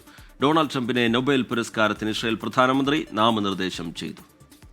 മധു, ഈ വിഷയത്തിൽ നിർണായകമായ ഒരു കൂടിക്കാഴ്ചയാണ് നടത്തിയത്. ഡൊണാൾഡ് ട്രംപിനെ നൊബേൽ പുരസ്കാരത്തിന് നാമനിർദ്ദേശം ചെയ്യുന്നു, മറ്റു രാഷ്ട്രീയ കാര്യങ്ങൾ ചർച്ച ചെയ്യുന്നു. ഏത് രീതിയിലാണ് ഈ നിർണായകമായ കൂടിക്കാഴ്ച പുരോഗമിക്കുന്നത്? ക്രിസ്റ്റീന, ഈ കൂടിക്കാഴ്ച വളരെ നിർണായകമാണ് രണ്ട് രാജ്യങ്ങളെ സംബന്ധിച്ച്. പ്രത്യേകിച്ച് ഇറാനെതിരെ ഒരു സംയുക്ത വ്യോമാക്രമണം എന്ന് തന്നെ വേണമെങ്കിൽ പറയാം അമേരിക്ക നടത്തിയതിന് ശേഷം ഇസ്രായേൽ പ്രധാനമന്ത്രി ബെഞ്ചമിൻ നെതന്യാഹു വൈറ്റ് ഹൌസിൽ എത്തിയിരിക്കുകയാണ്. പക്ഷേ വൈറ്റ് ഹൌസിൽ എത്തിയ ബെഞ്ചമിൻ നെതന്യാഹു അക്ഷരാർത്ഥത്തിൽ ഡൊണാൾഡ് ട്രംപിനെ ഞെട്ടിച്ചു എന്നാണ് നമുക്കറിയുവാൻ സാധിച്ചത്. പ്രസിഡന്റ് ഡൊണാൾഡ് ട്രംപിനെ സമാധാന സമ്മാനത്തിന് ആയിട്ടുള്ള നാമനിർദ്ദേശം ചെയ്യണമെന്നാവശ്യപ്പെട്ട് ഈ നോബൽ സമ്മാന കമ്മിറ്റിക്ക് അയച്ച കത്ത് അയച്ചതായിട്ട് മാധ്യമങ്ങളോട് ബെഞ്ചമിൻ നെതന്യാഹു പറഞ്ഞു. അതുപോലെ ഈ പശ്ചിമേഷ്യയിലെ സംഭവവികാസങ്ങൾ ചർച്ച ചെയ്യുവാനായിട്ട് വലിയ തോതിൽ ഉള്ള ട്രംപിന്റെ ടീമും ഒക്കെ വൈറ്റ് ഹൌസിൽ ഈ കൂടിക്കാഴ്ചയിൽ ഉണ്ടായിരുന്നു. ഈ മാധ്യമപ്രവർത്തകരോട് സംസാരിക്കുന്നതിനിടയിൽ ഇസ്രയേലും US തമ്മിലുള്ള ബന്ധത്തെക്കുറിച്ച് നെതന്യാഹു വിശദമായി സംസാരിച്ചു. അതേപോലെ ഈ നാമനിർദ്ദേശത്തെക്കുറിച്ച്, ഈ നോബൽ സമ്മാന നാമനിർദ്ദേശത്തെക്കുറിച്ച് അറിയില്ലെന്നും അതിന് ബെഞ്ചമിൻ നെതന്യാഹുവിനോട് നന്ദി പറയുന്നുവെന്നും പറഞ്ഞുകൊണ്ട് ഡൊണാൾഡ് ട്രംപ് ഈ നാമനിർദ്ദേശം ചെയ്ത കത്തിന്റെ കോപ്പി ബെഞ്ചമിൻ നെതന്യാഹു കൊണ്ടുവന്നിരുന്നു. അത് സ്വീകരിക്കുകയും ചെയ്തു. ഇറാന്റെ ഇനി ഒരു ഭീഷണി പശ്ചിമേഷ്യയിൽ ഉണ്ടാകില്ലെന്ന് ഡൊണാൾഡ് ട്രംപ് പറഞ്ഞു. അത് മാത്രമല്ല, അടുത്ത ആഴ്ചയിലോ അല്ലെങ്കിൽ അടുത്ത് വരുന്ന ആഴ്ചകളിൽ അധികം വൈകാതെ തന്നെ ഇറാനും അമേരിക്കയുമായി ആണവ ചർച്ചകൾ നടത്തുമെന്നും ഡൊണാൾഡ് ട്രംപ് പറയുന്നു. കൃഷ്ണ റീജിത്ത് അറിയാമല്ലോ, അമേരിക്ക വളരെ കാലമായി പിന്തുണയ്ക്കുന്ന ഒരു നയമാണ് ഈ 2 സ്റ്റേറ്റ് പോളിസി. അപ്പോൾ ഇതുമായി ബന്ധപ്പെട്ട് ഇസ്രയേലി പാലസ്തീനികൾക്കിടയിൽ ഒരു ദ്വിരാഷ്ട്ര പരിഹാരം സാധ്യമാണോ എന്ന് മാധ്യമങ്ങൾ ചോദിച്ചപ്പോൾ ഡൊണാൾഡ് ട്രംപ് തന്ത്രപൂർവ്വം ആ ചോദ്യം നെതന്യാഹുവിന് കൈമാറുകയായിരുന്നു. നെതന്യാഹു പറഞ്ഞത് മൊത്തത്തിലുള്ള സുരക്ഷ എല്ലായ്പ്പോഴും ഇസ്രയേലിന്റെ കൈകളിലായിരിക്കുമെന്നാണ്. റീജിത്ത്, ക്രിസ്റ്റീന. ശരി, അമേരിക്കയിലെ ന്യൂജേഴ്സിയിൽ നിന്ന് മധു കൊട്ടാരക്കരയാണ് വിശദാംശങ്ങൾ നൽകിയത്. ഒരു ദ്വിരാഷ്ട്ര നയത്തിലേക്ക് പോകുമോ ഇല്ലയോ എന്ന് കാത്തിരുന്ന് കാണേണ്ടിയിരിക്കുന്നു. നിർണായകമായ കൂടിക്കാഴ്ച പുരോഗമിക്കുകയാണ്. പ്രധാനമന്ത്രി നരേന്ദ്രമോദി ബ്രസീൽ പ്രസിഡന്റുമായി ഇന്ന് ചർച്ച നടത്തും. വ്യാപാരം, കൃഷി, ആരോഗ്യം തുടങ്ങിയ മേഖലകൾ കേന്ദ്രീകരിച്ചായിരിക്കും ചർച്ചകൾ. അടുത്ത വർഷം ബ്രിക്സ് അധ്യക്ഷ പദവിയിൽ ഇന്ത്യ മനുഷ്യത്വത്തിന് മുൻതൂക്കം നൽകുമെന്ന് പ്രധാനമന്ത്രി നരേന്ദ്രമോദി വ്യക്തമാക്കി. ഡൽഹിയിൽ നിന്നും വിനീത വിജിയാണ് വിശദാംശങ്ങളുമായി ചേരുന്നത്. വിനീത, ഗുഡ് മോർണിംഗ്. ബ്രിക്സ് സമ്മിറ്റിൽ പ്രധാനമന്ത്രി നരേന്ദ്രമോദി നടത്തിയ പ്രസംഗം, അതിൽ പല കാര്യങ്ങളും പറയുന്നുണ്ട്. എഐയിൽ ഒരു ആഗോള സുതാര്യമായ കരാർ ആവശ്യമാണ്, കാലാവസ്ഥയിൽ എല്ലാവർക്കും ന്യായം ആവശ്യമാണ്, മനുഷ്യത്വത്തെ അടിസ്ഥാനമാക്കിയുള്ള നയങ്ങൾ എല്ലായിടത്തും ആവശ്യമാണ്. ഒപ്പം തന്നെ ഹോട്ടൽ ബ്രസീലിയയിൽ ഇരിക്കുകയാണ് പ്രധാനമന്ത്രി നരേന്ദ്രമോദി. ഇനി അവിടെ നടത്താനുള്ള കൂടിക്കാഴ്ചകൾ എന്തൊക്കെയാണ്? ഊഷ്മളമായ ഒരു സ്വീകരണമായിരുന്നല്ലോ അവിടെ.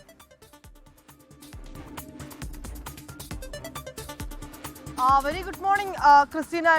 ടി കെ സൂചിപ്പിച്ചതുപോലെ തന്നെ ഏറ്റവും പ്രധാനം എന്ന് പറയുന്നത് വലിയ ഒരു സ്വീകരണം തന്നെയാണ് ബ്രസീലിയയിലെത്തിയ പ്രധാനമന്ത്രിക്ക് ഇന്ത്യൻ സമൂഹം അടക്കം നൽകിയിട്ടുണ്ടായിരുന്നത്. 2 ദിവസത്തെ ബ്രിക്സിൽ ചേർന്ന ബ്രിക്സ് ഉച്ചകോടിക്ക് ശേഷം ബ്രസീലിൽ നിന്നും അദ്ദേഹം തലസ്ഥാനമായ ബ്രസീലിലേക്ക് എത്തിയിരിക്കുകയാണ്. ഇന്ന് ഏറ്റവും പ്രധാനമായും ഉള്ളത് ഇന്ന് ഉഭയകക്ഷി ബന്ധവുമായി ബന്ധപ്പെട്ടുകൊണ്ടുള്ള ഏറ്റവും പ്രധാനപ്പെട്ട ചില ചർച്ചകൾ ഇന്ന് ബ്രസീൽ പ്രസിഡന്റുമായി പ്രധാനമന്ത്രി പങ്കുവയ്ക്കുമെന്നുള്ളതാണ്. അതിൽ ഏറ്റവും പ്രധാനം ക്രിസ്റ്റീന നേരത്തെ സൂചിപ്പിച്ചതുപോലെ ഊർജ്ജം, വ്യാപാരം ഉൾപ്പെടെയുള്ള മേഖലകളിൽ ഇന്ത്യയും ഒപ്പം ബ്രസീലും തമ്മിലുള്ള ബന്ധം, ഉഭയകക്ഷി ബന്ധങ്ങൾ കൂടുതൽ ശക്തമാക്കുന്നതിനുള്ള നടപടിക്രമങ്ങൾ, ഒപ്പം തന്നെ അതുമായി ബന്ധപ്പെട്ടുകൊണ്ടുള്ള കരാറുകളിലൊക്കെ ഇരു രാജ്യങ്ങളും ഒപ്പുവെക്കാൻ തന്നെയാണ് സാധ്യത. ഇതുമായി ബന്ധപ്പെട്ടുകൊണ്ടുള്ള ചർച്ചകളൊക്കെ തന്നെയായിരിക്കും ഇന്നുണ്ടാവുക.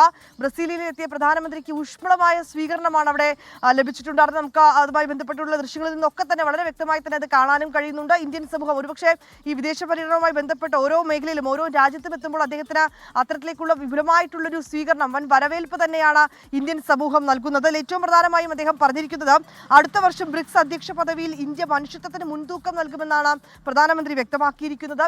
ഒപ്പം തന്നെ സഹകരണത്തിനും സുസ്ഥിരതയ്ക്കും പ്രതിരോധ ശേഷിക്കും നവീകരണവും കെട്ടിപ്പടുത്തുക എന്ന ലക്ഷ്യമായിരിക്കും ബ്രിക്സിന്റെ ഏറ്റവും പ്രധാനപ്പെട്ട ലക്ഷ്യമെന്നും പ്രധാനമന്ത്രി പറയുന്നുണ്ട്. വികസിത രാജ്യങ്ങളുടെ ആശങ്കകളാകും പ്രധാന അജണ്ട. കാലാവസ്ഥാ വ്യതിയാനത്തിനും പരിസ്ഥിതി സുരക്ഷയ്ക്കും ഇന്ത്യ എല്ലായ്പ്പോഴും മുൻഗണന നൽകുമെന്നും പ്രധാനമന്ത്രി വ്യക്തമാക്കിയിരിക്കുകയാണ്. കൂട്ടായ പരിശ്രമങ്ങളിലൂടെ മാത്രമേ വെല്ലുവിളികളെ നമുക്ക് നേരിടാൻ കഴിയൂ എന്നും പ്രധാനമന്ത്രി പറഞ്ഞിട്ടുണ്ട്. ലോകത്തിലെ ഏറ്റവും വലിയ ആരോഗ്യ ഇൻഷുറൻസ് പദ്ധതിയായ ആയുഷ്മാൻ ഭാരത് അത് ഇന്ത്യയിലാണ് എന്നും പ്രധാനമന്ത്രി വ്യക്തമാക്കിയിരിക്കുകയാണ്. ഇത് 500 ദശലക്ഷത്തിലധികം ആളുകളുടെ ജീവനാഡിയായി മാറി എന്ന കാര്യവും അദ്ദേഹം പറഞ്ഞിരിക്കുകയാണ്. ഏതാണെങ്കിലും ഇന്ന് ഏറ്റവും പ്രധാനപ്പെട്ട ഒരു ചർച്ച എന്നുള്ളത് ബ്രസീൽ പ്രസിഡന്റുമായുള്ള ചർച്ച തന്നെയാണ്. നേരത്തെ സൂചിപ്പിച്ചതുപോലുള്ള വിവിധ മേഖലകളിലേക്ക് അടക്കമുള്ള ചർച്ചകൾ ഉണ്ടാകും. അതിനുശേഷം അദ്ദേഹം നമീബിയയിലേക്ക് യാത്ര തിരിക്കും. പിന്നീട് ഈ വിദേശ പര്യടനം പൂർത്തിയാക്കി അദ്ദേഹം ഇന്ത്യയിലേക്ക് മടങ്ങിയെത്തുമെന്നാണ് നമുക്കിപ്പോൾ ലഭ്യമായിരിക്കുന്ന ഷെഡ്യൂളുകൾ. വിനീത വിജിയാണ് വിശദാംശങ്ങൾ നൽകിയത്. അപൂർവ മൂലകങ്ങൾ അടക്കമുള്ള ലിഥിയം പോലുള്ള അപൂർവ മൂലകങ്ങൾ അടക്കമുള്ള വിഷയങ്ങളിൽ എല്ലാ രാജ്യങ്ങളും കൂട്ടായ ചർച്ചകൾ നടത്തണം. ചൈന പോലെയുള്ള രാജ്യങ്ങൾ ഇത് കൈയടക്കി വെച്ചിരിക്കുന്നതിൽ അതിന്റെ കാര്യത്തിലും ചർച്ചകൾ നടക്കണമെന്നതും പ്രധാനമന്ത്രി ചൂണ്ടിക്കാട്ടി. വിനീത വിജി ഡൽഹിയിൽ നിന്ന് വിശദാംശങ്ങൾ പങ്കുവെക്കുകയായിരുന്നു. നോക്കാം ഇനി ചില അന്താരാഷ്ട്ര വാർത്തകൾ ചുരുക്കത്തിൽ. അമേരിക്കയിലെ ടെക്സസിൽ മിന്നൽ പ്രളയത്തിൽ മരണം 100 കവിഞ്ഞു. മരിച്ചവരിൽ 28 കുട്ടികൾ. മേഖലയിൽ വീണ്ടും വെള്ളപ്പൊക്കമുണ്ടായേക്കുമെന്ന മുന്നറിയിപ്പ്. പ്രളയബാധിത പ്രദേശം അമേരിക്കൻ പ്രസിഡന്റ് ഡൊണാൾഡ് ട്രംപ് സന്ദർശിക്കും. നെയ്റോബിയിൽ നടന്ന പ്രോ ഡെമോക്രസി പ്രതിഷേധ റാലിയിൽ സംഘർഷം. പോലീസ് വെടിവെപ്പിൽ 11 പേർ കൊല്ലപ്പെട്ടു. കഴിഞ്ഞ മാസം പോലീസ് കസ്റ്റഡിയിൽ ബ്ലോഗർ ആൽബർട്ട് ഒജാങ് കൊല്ലപ്പെട്ടതോടെയാണ് വീണ്ടും പ്രതിഷേധങ്ങൾ തുടങ്ങിയത്. ബ്രിക്സ് ഉച്ചകോടിയിൽ പങ്കെടുത്ത വികസനാത്മക രാജ്യങ്ങൾ അമേരിക്ക വിരുദ്ധരാണെന്ന പ്രസിഡന്റ് ഡൊണാൾഡ് ട്രംപിന്റെ ആരോപണം തള്ളി. ലോകത്തിന് ഒരു രാജാവിനോ ചക്രവർത്തിയോ ആവശ്യമില്ലെന്ന് ബ്രസീൽ പ്രസിഡന്റ്. ഹയാത്ത് തഹ്റിൻ അൽഷാം സംഘടനയെ വിദേശ ഭീകര സംഘടനാ പട്ടികയിൽ നിന്ന് നീക്കി അമേരിക്കൻ പ്രസിഡന്റ് ഡൊണാൾഡ് ട്രംപ്. സിറിയയിൽ നിരവധി വർഷങ്ങളായി നടന്ന യുദ്ധത്തിന് ശേഷം പുനർനിർമ്മാണത്തിന് സഹായം നൽകാൻ ലക്ഷ്യമിട്ടാണ് നീക്കം. രാസായുധ കൈമാറ്റത്തിലും ഉപയോഗത്തിലും പങ്കുണ്ടെന്നാരോപിച്ച് റഷ്യയുടെ റേഡിയോളജിക്കൽ ഡിഫൻസ് ഫോഴ്സിന്റെ തലവനായ ആൻഡ്രി മാർഷെങ്കോ ഡെപ്യൂട്ടി മേധാവി വിക്ടറോവിച്ച് റിസ്റ്റോവ് എന്നിവർക്കെതിരെ നടപടിയുമായി UK. ഇവരുടെ സ്വത്തുക്കൾ മരവിപ്പിക്കുകയും യാത്രാവിലക്ക് ഏർപ്പെടുത്തുകയും ചെയ്തതായി ബ്രിട്ടൻ. മറ്റ് റിപ്പോർട്ടുകളിലേക്ക്. കേന്ദ്ര സർക്കാരിന്റെ തൊഴിലാളി വിരുദ്ധ നയങ്ങളിൽ പ്രതിഷേധിച്ച് സംയുക്ത തൊഴിലാളി സംഘടനകളുടെ നേതൃത്വത്തിൽ നാളെ ദേശീയ പണിമുടക്ക് നടത്തും. 10 തൊഴിലാളി സംഘടനകൾ പണിമുടക്കിന്റെ ഭാഗമാകും. 17 ആവശ്യങ്ങളാണ് പണിമുടക്കിലൂടെ സംയുക്ത ട്രേഡ് യൂണിയനുകൾ കേന്ദ്രത്തിന് മുന്നിൽ വയ്ക്കുന്നത്. തൊഴിലാളി വിരുദ്ധമായ 4 ലേബർ കോഡുകൾ ഉപേക്ഷിക്കുക എന്നതാണ് ഇതിൽ പ്രധാനം. ഈ ലേബർ കോഡ് നിലവിൽ വന്നാൽ ട്രേഡ് യൂണിയനുകളുടെ ഇടപെടൽ തൊഴിൽ മേഖലയിൽ കുറയും. വ്യവസായ സൗഹൃദ നയത്തിന്റെ പേരിൽ ഉടമകളുടെ താൽപ്പര്യങ്ങൾ സംരക്ഷിക്കാനും കേന്ദ്ര സർക്കാരിന് സാധ്യമാകും. കൂടാതെ എല്ലാ സംഘടിത തൊഴിലാളികൾക്കും കരാർ തൊഴിലാളികൾക്കും സ്കീം വർക്കർമാർക്കും പ്രതിമാസം 26,000 രൂപ മിനിമം വേതനം ഉറപ്പാക്കുക.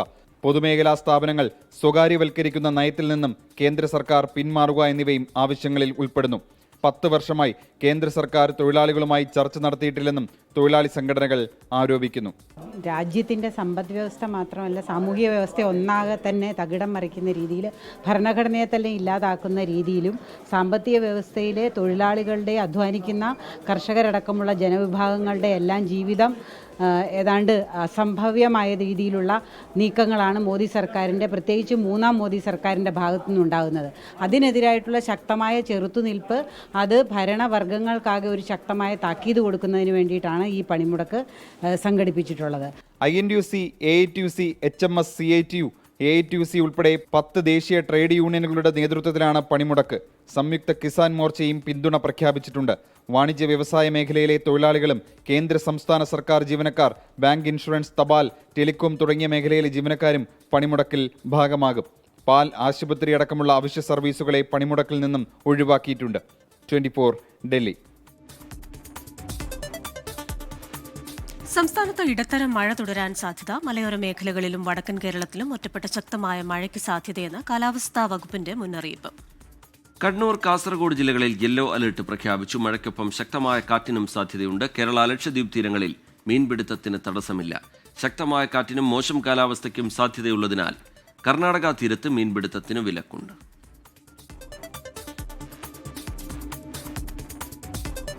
ഇനി ചില അറിയിപ്പുകളാണ്.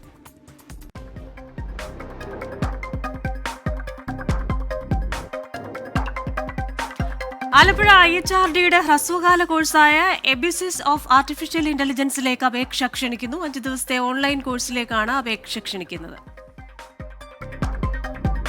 പത്തനംതിട്ട കല്ലൂപ്പാറ IHRD എഞ്ചിനീയറിംഗ് കോളേജിൽ computer science and engineering, electronics and communication വിഷയത്തിലേക്ക് അധ്യാപക ഒഴിവുണ്ട്. അഭിമുഖം ഇന്ന് രാവിലെ. ബിരുദം, ഡിപ്ലോമ, എഞ്ചിനീയറിംഗ് യോഗ്യത നേടിയവരെ 1 വർഷ അപ്രന്റീസ് ട്രെയിനിയായി ആലപ്പുഴ BSNLലേക്ക് അപേക്ഷ ക്ഷണിച്ചു. അഭിമുഖം ഇന്ന്. ആലപ്പുഴ തലവടി പഞ്ചായത്ത് ഓഫീസിൽ പ്രൊജക്ട് അസിസ്റ്റന്റ് ഒഴിവ്. Diploma in computer application and business management യോഗ്യതയുള്ളവർക്ക് മുൻഗണന. പ്രായപരിധി 30 വയസ്സാണ്. Kollam Poothakkulam government higher secondary സ്കൂളിൽ അധ്യാപക ഒഴിവ്. സോഷ്യൽ സയൻസ് വിഷയത്തിലേക്കാണ് ഒഴിവ്. അഭിമുഖം ഇന്ന്. തൃശൂരിൽ അന്തരിച്ച കൽതായ സഭ മുൻ ആർച്ച് ബിഷപ്പ് ഡോക്ടർ മാർ അപ്രേമിന്റെ പൊതുദർശന ചടങ്ങുകൾ ഇന്നും നാളെയുമായി നടക്കും. മർത്തമറിയം വലിയ പള്ളിയിൽ നടക്കുന്ന പൊതുദർശനത്തിൽ രാഷ്ട്രീയ, സാമുദായിക മേഖലയിലുള്ള നിരവധി പ്രമുഖർ അന്ത്യാഞ്ജലി അർപ്പിക്കും. വ്യാഴാഴ്ച രാവിലെ കുർബാന, ശുശ്രൂഷ, നഗരി കാണിക്കൽ തുടങ്ങിയ ചടങ്ങുകൾക്ക് ശേഷം 1 മണിയോടെ കുരുവിളയച്ചൻ പള്ളിയിലാണ് അപ്രേമിന്റെ സംസ്കാര ശുശ്രൂഷകൾ നടക്കുക. വാർദ്ധക്യ സഹജമായ അസുഖങ്ങളെ തുടർന്ന് ചികിത്സയിലിരിക്കെ ഇന്നലെയായിരുന്നു മരണം. പൗരസ്ത്യ കൽതായ സഭയുടെ അധ്യക്ഷനായി 54 വർഷം അപ്രേം സേവനം അനുഷ്ഠിച്ചു. 2022 ആർച്ച് ബിഷപ്പ് പദവി ഒഴിഞ്ഞ ശേഷം ഹൈറോഡിലെ കൽതായ അരമനയിൽ വിശ്രമത്തിലായിരുന്നു അദ്ദേഹം. എറണാകുളം അങ്കമാലി അയ്യമ്പുഴയിൽ പനി ബാധിച്ചു മരിച്ച കുട്ടിയുടെ വീട്ടിലെ നായയ്ക്ക് പേവിഷബാധയെന്ന് സംശയം. ചുള്ളി പടയാട്ടി വീട്ടിൽ ഷിജുവിന്റെ മകൾ ജലീറ്റയാണ് ശനിയാഴ്ച മരിച്ചത്. പോസ്റ്റ്മോർട്ടം റിപ്പോർട്ട് ലഭിച്ചാൽ മാത്രമേ മരണകാരണം വ്യക്തമാകൂ. കുട്ടിയുടെ വീട്ടിലെ വളർത്തുനായ 2 ആഴ്ച മുന്നേ ചത്തിരുന്നു. കുട്ടിയുടെ മരണശേഷം അയൽപ്പക്കത്തെ നായയ്ക്ക് പേവിഷബാധ സ്ഥിരീകരിച്ചതോടെയാണ് മരണത്തിൽ സംശയമേറിയത്. പ്രദേശത്തെ വളർത്തുമൃഗങ്ങൾക്ക് ആരോഗ്യവകുപ്പ് കുത്തിവയ്പ്പെടുക്കും. അയൽപ്പക്കത്തുള്ളവരെയും പരിശോധിക്കും.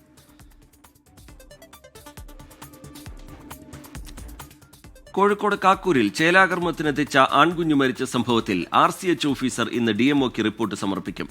മരണകാരണം വ്യക്തമാകാനായി കുഞ്ഞിന്റെ ആന്തരിക അവയവങ്ങൾ വിദഗ്ധ പരിശോധനയ്ക്ക് അയക്കും. സംഭവത്തിൽ കുട്ടിയെ പ്രവേശിപ്പിച്ച ക്ലിനിക്കിനെതിരെ പ്രതിഷേധവുമായി വിവിധ സംഘടനകൾ രംഗത്തെത്തിയിരുന്നു. കാക്കൂർ പോലീസിന്റെ അന്വേഷണവും പുരോഗമിക്കുകയാണ്. സംഭവത്തിൽ ചികിത്സാ പിഴവുണ്ടായിട്ടില്ലെന്ന വാദത്തിൽ ഉറച്ചു നിൽക്കുകയാണ് കോപ്പറേറ്റീവ് ക്ലിനിക് അധികൃതർ.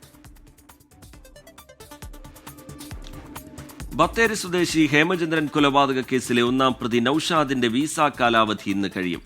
വിസിറ്റിംഗ് വിസയിലാണ് നൌഷാദ് വിദേശത്തേക്ക് പോയത്. തിരിച്ചെത്തിയാൽ അറസ്റ്റ് ചെയ്യാനുള്ള നടപടികൾ പൂർത്തിയാക്കിയതായി അന്വേഷണ സംഘം അറിയിച്ചു. എല്ലാ വിമാനത്താവളങ്ങളിലും ഇതുമായി ബന്ധപ്പെട്ട നോട്ടീസ് നൽകിക്കഴിഞ്ഞു. സുൽത്താൻ ബത്തേരി ബീനാച്ചിയിലെ വീട്ടിൽ വെച്ച് ഹേമചന്ദ്രനെ കൊലപ്പെടുത്തി പിന്നീട് തമിഴ്നാട് വനത്തിൽ കുഴിച്ചിടുകയായിരുന്നു. കേസിൽ ഇതുവരെ 3 പേർ അറസ്റ്റിലായിട്ടുണ്ട്. അതേസമയം ഹേമചന്ദ്രനെ കൊലപ്പെടുത്തിയിട്ടില്ലെന്നും ആത്മഹത്യയാണെന്നുമാണ് നൌഷാദിന്റെ വാദം. എന്നാൽ ഈ വാദം അന്വേഷണ സംഘം മുഖവിലേക്ക് എടുത്തിട്ടില്ല. നൌഷാദിനെ അറസ്റ്റ് ചെയ്ത് ചോദ്യം ചെയ്താൽ മാത്രമേ കേസുമായി ബന്ധപ്പെട്ട കൂടുതൽ വിവരങ്ങൾ ലഭിക്കുകയുള്ളൂ. കോഴിക്കോട് ബേപ്പൂർ ലോഡ്ജിലെ കൊലപാതകത്തിൽ 2 പോലീസ് ഉദ്യോഗസ്ഥർക്ക് സസ്പെൻഷൻ. കൊലപാതകമുണ്ടായെന്ന് അറിയിച്ചിട്ടും സ്ഥലത്തെത്താതിരുന്നതിനാണ് നടപടി. ബേപ്പൂർ സ്റ്റേഷനിലെ ഗ്രേഡ് SI, CPO എന്നിവരെയാണ് സസ്പെൻഡ് ചെയ്തത്. വിവരങ്ങളുമായി കോഴിക്കോട് നിന്ന് മിഥില ബാലനാണ് ചേരുന്നത്. Mithila, good morning again. ഗുരുതരമായ കർത്തവ്യ നിർവഹണത്തിൽ വരുത്തിയ ഗുരുതരമായ വീഴ്ച, അതിനാണ് ഈ സസ്പെൻഷൻ എന്ന് മനസ്സിലാക്കുന്നു. എന്തൊക്കെ കാര്യങ്ങളാണ് ഈ സസ്പെൻഷൻ നടപടിയോടൊപ്പം എടുക്കുന്നത്? ക്രിസ്റ്റീന, ഈ ഒരു സംഭവം ഉണ്ടായത് മെയ് 24-നാണ്. ഇത്തരത്തിൽ കൊലപാതകം നടക്കുന്ന സമയത്ത് ഈ ലോഡ്ജിന്റെ തൊട്ടടുത്ത് പോലീസ് ജീപ്പും പോലീസുകാരും ഉണ്ടായിരുന്നു. ഒരു മരം റോഡിൽ വീണ് ഗതാഗതം തടസ്സപ്പെട്ടതിനെ തുടർന്ന് ഈ കാര്യങ്ങൾ അന്വേഷിക്കാനായി ഒരു പോലീസ് ജീപ്പും ഉദ്യോഗസ്ഥരും ഉണ്ടായിരുന്നു. ഈ ഉദ്യോഗസ്ഥരെടുത്ത് ഒരു ഇതര സംസ്ഥാന തൊഴിലാളി എത്തി ഈ ലോഡ്ജിൽ ഇത്തരത്തിൽ എന്തോ സംഭവം നടക്കുന്നുണ്ട്, രക്തം പുറത്തേക്ക് ഒഴുകുന്നതൊക്കെ കാണുന്നുണ്ട് എന്ന് പറഞ്ഞ് പരാതി അല്ലെങ്കിൽ ഇത്തരമൊരു സംഭവം നടക്കുന്ന കാര്യം അറിയിച്ചിട്ടുണ്ടായിരുന്നു. എന്നാൽ അതിന് വേണ്ടത്ര ഗൗരവം ആ വിഷയത്തിന് നൽകിയില്ല. ഈ കൊലപാതക വിവരം അറിഞ്ഞിട്ടും അറിയിച്ചില്ല എന്ന ഒരു ഗുരുതരമായ കുറ്റമാണ് കണ്ടെത്തിയിട്ടുള്ളത്. ഇതിനെ തുടർന്നാണ് 2 പോലീസുകാർക്ക് സസ്പെൻഷൻ ഉണ്ടായിട്ടുള്ളത്. ഫറോക്ക് ACPയുടെ അന്വേഷണ റിപ്പോർട്ട്, അതായത് സ്പെഷ്യൽ ബ്രാഞ്ച് നൽകിയ റിപ്പോർട്ട്, അതിനെ തുടർന്ന് ഫറോക്ക് ACPയുടെ റിപ്പോർട്ടിൻ്റെയും കൂടി അടിസ്ഥാനത്തിലാണ് ഇത്തരത്തിൽ ഇപ്പോൾ ഉദ്യോഗസ്ഥർക്കെതിരെ നടപടിയെടുത്തിട്ടുള്ളത്. ഗ്രേഡ് SIയും ഒരു CPOയുമാണ് ഇത്തരത്തിൽ നടപടിക്ക് വിധേയമായിട്ടുള്ളത്. ശരി, മിഥില ബാലൻ കോഴിക്കോട്ട് നിന്ന് വിശദാംശങ്ങൾ നൽകുകയായിരുന്നു. നേരത്തെ ഈ പോലീസുകാർക്കെതിരെ ആരോപണങ്ങൾ ഉയർന്നതാണ്. ഇപ്പോൾ നടപടിയും ഉണ്ടായിരിക്കുന്നു. ബീഹാറിൽ ദുർമന്ത്രവാദം ആരോപിച്ച് ഒരു കുടുംബത്തിലെ 5 പേരെ ചുട്ടുകൊന്ന സംഭവത്തിൽ പ്രതികൾക്കായി പോലീസിന്റെ അന്വേഷണം ഊർജിതം. നിലവിൽ 3 പേരെ പോലീസ് അറസ്റ്റ് ചെയ്തിട്ടുണ്ട്. 50ഓളം ആളുകൾ ഒളിവിലാണ്. ഞായറാഴ്ച രാത്രിയാണ് പൂർണിയ ജില്ലയിലെ ഗ്രാമത്തിൽ ക്രൂര കൊലപാതകം നടന്നത്. കുടുംബത്തിലെ കുഞ്ഞ് മന്ത്രവാദ ചികിത്സയ്ക്കിടെ മരിച്ചിരുന്നു. ഇതിന് പിന്നാലെ നാട്ടുകാർ ചേർന്ന് കുടുംബത്തെ തീ കൊളുത്തുകയായിരുന്നു. മൃതദേഹങ്ങൾ ട്രാക്ടറിൽ അടുത്തുള്ള ജലാശയത്തിൽ തള്ളി. ട്രാക്ടർ ഉടമയും പോലീസ് കസ്റ്റഡിയിലാണ്. കൊച്ചിയിൽ ഭിന്നശേഷിക്കാരോടും അമ്മമാരോടും സംവദിച്ച് ഉപരാഷ്ട്രപതി Jagdeep Dhankhar. Centre for empowerment and എൻറിച്ച്മെന്റിന്റെ നേതൃത്വത്തിൽ നടത്തിയ greet and meet the vice president പരിപാടിയിലായിരുന്നു സംവാദം. ഭിന്നശേഷിക്കാരായ 15 കുട്ടികളോടും അമ്മമാരോടും സ്പെഷ്യൽ എഡ്യൂക്കേറ്റർമാരോടുമാണ് ഉപരാഷ്ട്രപതി സംവദിച്ചത്. Kochi Kalamassery national university of advanced legal സ്റ്റഡീസിലെത്തിയ സിഫി ചെയർമാൻ ഡോക്ടർ PA മേരി അനിതയുടെ നേതൃത്വത്തിലുള്ള സംഘത്തെ മധുരം നൽകി ഉപരാഷ്ട്രപതി സ്വീകരിച്ചു. ഭിന്നശേഷിക്കാരെ മുഖ്യധാരയിലേക്ക് കൊണ്ടുവരുന്നതിന് വേദിയൊരുക്കേണ്ടതിന്റെ ആവശ്യകതയും അവരുടെ രക്ഷാകർത്താക്കളുടെ ആവശ്യങ്ങളും അരക്ഷിതാവസ്ഥയും ഡോക്ടർ PA മേരി അനിത ഉപരാഷ്ട്രപതിയെ ധരിപ്പിച്ചു. ഇത്തരം കുഞ്ഞുങ്ങളോടൊപ്പം താൻ മാത്രമല്ല രാഷ്ട്രം മുഴുവനുണ്ടെന്ന് ഉപരാഷ്ട്രപതി ഉറപ്പു നൽകി. മേഘ സണ്ണിയും മാർട്ടിൻ ടോമും ചേർന്ന കെയർ ആൻഡ് റിസർച്ച് ഇൻസ്റ്റിറ്റ്യൂട്ടിലെ ഭിന്നശേഷിക്കാരായ കുട്ടികളുണ്ടാക്കിയ മെഴുകുതിരികൾ ഉപരാഷ്ട്രപതിക്ക് സമ്മാനമായി നൽകി. ഗവർണർ രാജേന്ദ്ര അർലേക്കറും പരിപാടിയിൽ പങ്കെടുത്തു. News desk 24. ഇനി ബിസിനസ് വാർത്തകൾ ചുരുക്കത്തിൽ.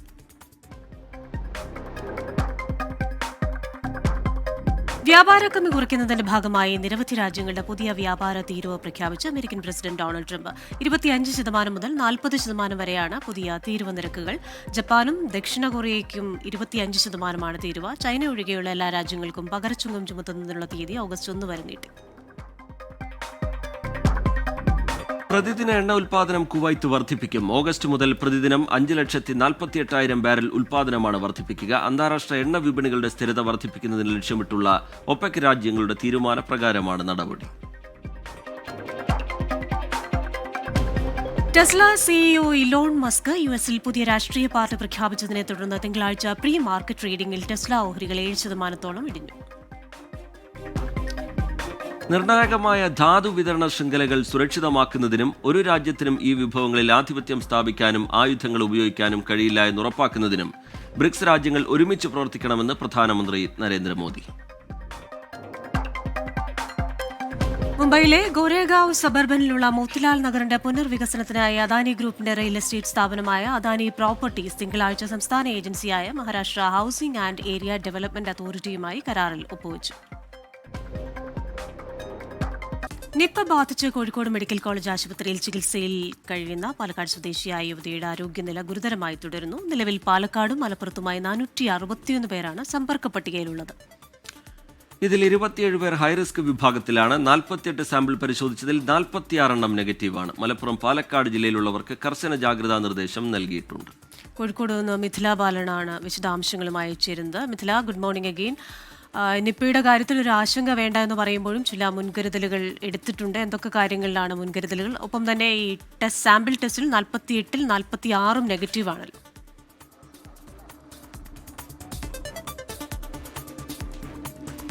ക്രിസ്റ്റീന, ജാഗ്രത തുടരണം എന്ന നിർദ്ദേശം തന്നെയാണ് ആരോഗ്യവകുപ്പ് നൽകുന്നത്. നിലവിൽ കോഴിക്കോട് മെഡിക്കൽ കോളേജ് ആശുപത്രിയിൽ ചികിത്സയിലുള്ള യുവതിയുടെ നില അതീവ ഗുരുതരാവസ്ഥയിൽ തുടരുകയാണ്. വെന്റിലേറ്ററിലാണ് ഈ യുവതിയുള്ളത്. കോഴിക്കോട്, മലപ്പുറം, പാലക്കാട് ജില്ലകളിലാണ് ഇപ്പോൾ അതീവ ജാഗ്രതാ നിർദ്ദേശം നൽകിയിട്ടുള്ളത്. ഇതിൽ നേരത്തെയും സംസ്ഥാനത്ത് നിപ രോഗം സ്ഥിരീകരിച്ചിട്ടുണ്ടെങ്കിലും 2 ജില്ലകളിൽ ഒരുമിച്ച് ഇത്തരത്തിൽ രോഗം സ്ഥിരീകരിക്കുന്നത് ആദ്യമായാണ്. അതുകൊണ്ട് തന്നെ അതീവ ജാഗ്രതാ നിർദ്ദേശമാണ് നൽകിയിട്ടുള്ളത്. ഇന്നലെ മലപ്പുറത്ത് ആരോഗ്യമന്ത്രിയുടെ നേതൃത്വത്തിൽ അവലോകന യോഗം ചേർന്ന് ജാഗ്രതാ നിർദ്ദേശങ്ങൾ എന്തെല്ലാമാണ് സ്വീകരിക്കേണ്ടത് എന്ന കാര്യത്തിൽ ഒരു തീരുമാനമെടുക്കുകയും ആ ഒരു തീരുമാനം പൊതുജനങ്ങളെ അറിയിക്കുകയും ചെയ്തിട്ടുണ്ട്. നിലവിലിപ്പോൾ 461 പേരാണ് ഈ 2 ജില്ലകളുമായി സമ്പർക്ക പട്ടികയിലുള്ളത്. ഇതിൽ 27 പേർ ഹൈറിസ്ക് പട്ടികയിലാണ് ഉൾപ്പെടുന്നത്. ഏറ്റവും ആശ്വാസകരം എന്നത് 48 പേരുടെ സാമ്പിൾ പരിശോധിച്ചതിൽ 46 നെഗറ്റീവാണ്. ഇത്തരത്തിൽ നിപ സ്ഥിരീകരിച്ച ജില്ലകളിൽ മാസ്ക് ധരിക്കണമെന്ന ഒരു കർശന നിർദ്ദേശം നൽകിയിട്ടുണ്ട്. ഇത്തരത്തിൽ നോക്കുകയാണെങ്കിൽ ഈ 3 ജില്ലകൾ കോഴിക്കോട്, മലപ്പുറം, പാലക്കാട് ജില്ലകളിൽ അതീവ ജാഗ്രതാ നിർദ്ദേശം തന്നെയാണ് ആരോഗ്യവകുപ്പ് ഈ നിപയുമായി ബന്ധപ്പെട്ട് നൽകിയിട്ടുള്ളത്. ക്രിസ്റ്റീന. ശരി, മിഥില ബാലൻ വിവരങ്ങൾ നൽകുകയായിരുന്നു. പ്രത്യേകമായി പാലക്കാട്, മലപ്പുറം ജില്ലകളിൽ നിപ ജാഗ്രത തുടരുകയാണ്. ഇപ്പോൾ വരുന്ന ഒരു അപ്ഡേറ്റിലേക്കാണ്. പത്തനംതിട്ട കോന്നിയിലെ പാറമടയിൽ ഹിറ്റാച്ചി ഓപ്പറേറ്റർക്കായുള്ള തെരച്ചിൽ അല്പസമയത്തിനകം തുടരും. മണ്ണിടിച്ചിലാണ് പ്രധാന വെല്ലുവിളി. അതിനാൽ NDRFും ഫയർഫോഴ്സും ചേർന്ന് പ്രത്യേക പ്ലാൻ തയ്യാറാക്കിയാകും രക്ഷാപ്രവർത്തനം നടക്കുക. പാറക്കഷ്ണങ്ങൾക്കിടയിൽ മഹാദേവ പ്രധാൻ എന്ന ഇതര സംസ്ഥാന തൊഴിലാളിയുടെ മൃതദേഹം ഫയർഫോഴ്സ് പുറത്തെടുത്തിരുന്നു. വിവരങ്ങളുമായി പത്തനംതിട്ടയിൽ നിന്ന് AV ജയശങ്കറാണ് ചേരുന്നത്. Jaishankar, good morning again. ഇനിയിപ്പോൾ അജയ് എന്ന് പറയുന്ന തൊഴിലാളിക്കായുള്ള തെരച്ചിലാണ് പുരോഗമിക്കുന്നതെന്ന് മനസ്സിലാക്കുന്നു. NDRF സംഘം അവിടെ എത്തിച്ചേർന്നിട്ടുണ്ടല്ലോ അല്ലേ? അതായത് ക്രിസ്റ്റീന, ഈ ഫയർഫോഴ്സിന്റെയും ഒപ്പം തന്നെ NDRFിന്റെയും സംഘം സംയുക്തമായാണ് ഇവിടെ തിരച്ചിൽ ആരംഭിക്കാൻ പോകുന്നത്. അല്പസമയത്തിനകം തന്നെ ഈ തിരച്ചിൽ ആരംഭിക്കുമെന്നാണ് നമ്മൾ മനസ്സിലാക്കുന്നത്. നിലവിൽ മാധ്യമങ്ങൾക്കുൾപ്പെടെ ഉള്ളിലേക്ക് പ്രവേശനം ഈ കോറിയുമായി ബന്ധപ്പെട്ട ആളുകൾ നൽകുന്നില്ല. ഉള്ളിലേക്ക് കടക്കരുത് എന്നാണ് അവർ നിലവിൽ ഇവിടെ പറഞ്ഞിരിക്കുന്നത്. ഈ രക്ഷാദൌത്യം 7 മണിയോടെ തന്നെ ആരംഭിക്കുമെന്നാണ് ഫയർഫോഴ്സും NDRFും നിലവിൽ അറിയിച്ചിരിക്കുന്നത്. ഫയർഫോഴ്സിന്റെ 20 അംഗ സ്പെഷ്യൽ ടാസ്ക് ഫോഴ്സും NDRFിന്റെ 27 അംഗ സംഘവും ചേർന്നാണ് അജയ്ക്ക് വേണ്ടിയുള്ള തിരച്ചിൽ 7 മണിയോടുകൂടി തന്നെ ആരംഭിക്കുക എന്നാണ് നിലവിൽ മനസ്സിലാക്കുന്നത്. നമുക്ക് അപകടത്തിന്റെ വ്യാപ്തി ആ ദൃശ്യങ്ങളിൽ തന്നെ വ്യക്തമാണ്. കാരണം കഴിഞ്ഞ ദിവസം ഈ അപകടമുണ്ടായി. ജില്ലാ കളക്ടർ ഉൾപ്പെടെ ഇവിടെ പ്രതികരണം നൽകുന്നതിനിടയിൽ ഒന്നിൽ കൂടുതൽ തവണ ഈ പാറകൾ താഴേക്ക് ഇടിഞ്ഞു വീഴുന്ന ഒരു സാഹചര്യമൊക്കെ ഉണ്ടായിരുന്നു. അങ്ങനെ വലിയ സാഹസികമായ ഒരു രക്ഷാദൌത്യത്തിനാണ് ഇപ്പോൾ എന്തായാലും ഈ സംഘം ഉള്ളിലേക്ക് പ്രവേശിച്ചിരിക്കുന്നത്. അല്പസമയത്തിനകം തന്നെ ഈ രക്ഷാദൌത്യം ആരംഭിക്കുകയും ചെയ്യും. എന്തായാലും കഴിഞ്ഞ ദിവസം ഉണ്ടായ അപകടത്തിൽ ഒരു മരണം സ്ഥിരീകരിച്ചിരുന്നു. അതിന് പിന്നാലെ മറ്റൊരാൾക്ക് വേണ്ടിയുള്ള തിരച്ചിൽ ആണ് ഇന്നത്തേക്ക്. കഴിഞ്ഞ ദിവസത്തെ പ്രതികൂല കാലാവസ്ഥയും നേരം ഇരട്ടിയതൊക്കെ കാരണം മാറ്റിവെച്ച തെരച്ചിലാണ് ഇന്ന് ആരംഭിക്കാൻ പോകുന്നത്. മഹാദേവ പ്രധാനന്റെ ശരീരമാണ് കഴിഞ്ഞ ദിവസം ജീവനറ്റ നിലയിൽ തെരച്ചിലിൽ കണ്ടെത്തിയത്. ഇന്ന് ബീഹാർ സ്വദേശി അജയ്ക്ക് വേണ്ടിയുള്ള തിരച്ചിലാണ് അല്പസമയത്തിനകം തന്നെ ആരംഭിക്കുക. വലിയ ക്രമീകരണങ്ങൾ ഫയർഫോഴ്സിന്റെയും NDRFിന്റെയും സാന്നിധ്യത്തിലുണ്ട്. നിലവിൽ ഏത് തരത്തിൽ രക്ഷാപ്രവർത്തനം ആരംഭിക്കാമെന്നതുമായി ബന്ധപ്പെട്ട് ഇരു സേനകളും സംയുക്തമായി ഉള്ള ചർച്ചകൾ ആരംഭിച്ചിട്ടുണ്ടെന്നാണ് മനസ്സിലാക്കുന്നത്. ജില്ലാ കളക്ടർ ഉൾപ്പെടെ നേരിട്ടുള്ള നിരീക്ഷണത്തിലാണ് ഈ ഒരു രക്ഷാപ്രവർത്തനം പൂർണ്ണമായും നടക്കാൻ പോകുന്നത്. ഒപ്പം തന്നെ കോറിക്ക് 2026 വരെ അനുമതി ഉണ്ട് എന്നാണ് ജില്ലാ കളക്ടർ പറയുന്നത്. പറയുന്നത്. ചട്ടവിരുദ്ധമായി ഏതെങ്കിലും തരത്തിലുള്ള പ്രവർത്തനങ്ങൾ ഇവിടെ നടന്നിട്ടുണ്ടോ എന്ന് മൈനിങ് ആൻഡ് ജിയോളജി വകുപ്പ് പരിശോധിക്കുമെന്നും ജില്ലാ കളക്ടർ ഇതിനോടകം തന്നെ അറിയിക്കുകയും ചെയ്തിട്ടുണ്ട്. എന്തായാലും അല്പസമയത്തിനകം തന്നെ ഈ തിരച്ചിൽ ആരംഭിക്കും. ചെറിയ മഴയൊക്കെയുള്ള കാലാവസ്ഥയാണ്, അത് പ്രതികൂലമാകുമോ എന്ന് നിലവിൽ വ്യക്തമല്ല. എന്തായാലും തെരച്ചിൽ അല്പസമയത്തിനകം തന്നെ ആരംഭിക്കും. ക്രിസ്ത്യൻ ശരിയായ പി ജയശങ്കർ വിവരങ്ങൾ നൽകുകയായിരുന്നു. കോറി അപകടത്തിൽ ഒരാളാണ് മരിച്ചത്. ഒരാൾക്കായുള്ള തിരച്ചിൽ അല്പസമയത്തിനകം തന്നെ തുടങ്ങും. കൊച്ചിയിൽ ലോഡ്ജിൽ അതിക്രമിച്ചു കയറിയ യുവാവിനെ 10 അംഗ സംഘം ഇരുമ്പുവടിക്ക് അടിച്ചു വീഴ്ത്തി. കൊല്ലം സ്വദേശി റോഷൻ ജസ്റ്റിനാണ് പരിക്കേറ്റത്. സംഭവത്തിൽ 3 പേർ അറസ്റ്റിലായി. ലഹരി ഇടപാടിലെ സാമ്പത്തിക തർക്കമാണ് ആക്രമണത്തിന് കാരണമായത്. എസ് ശ്യാംകുമാർ വിവരങ്ങളുമായി ചേരുന്നുണ്ട് കൊച്ചിയിൽ നിന്ന്. ശ്യാം, എന്താണ് ഇവർ തമ്മിലുള്ള തർക്കവുമായി ബന്ധപ്പെട്ട് കൂടുതലായി എന്താണ് പോലീസ് വിശദീകരിക്കുന്നത്? ഇയാളുടെ പരിക്ക് എങ്ങനെയുണ്ട് ശ്യാം?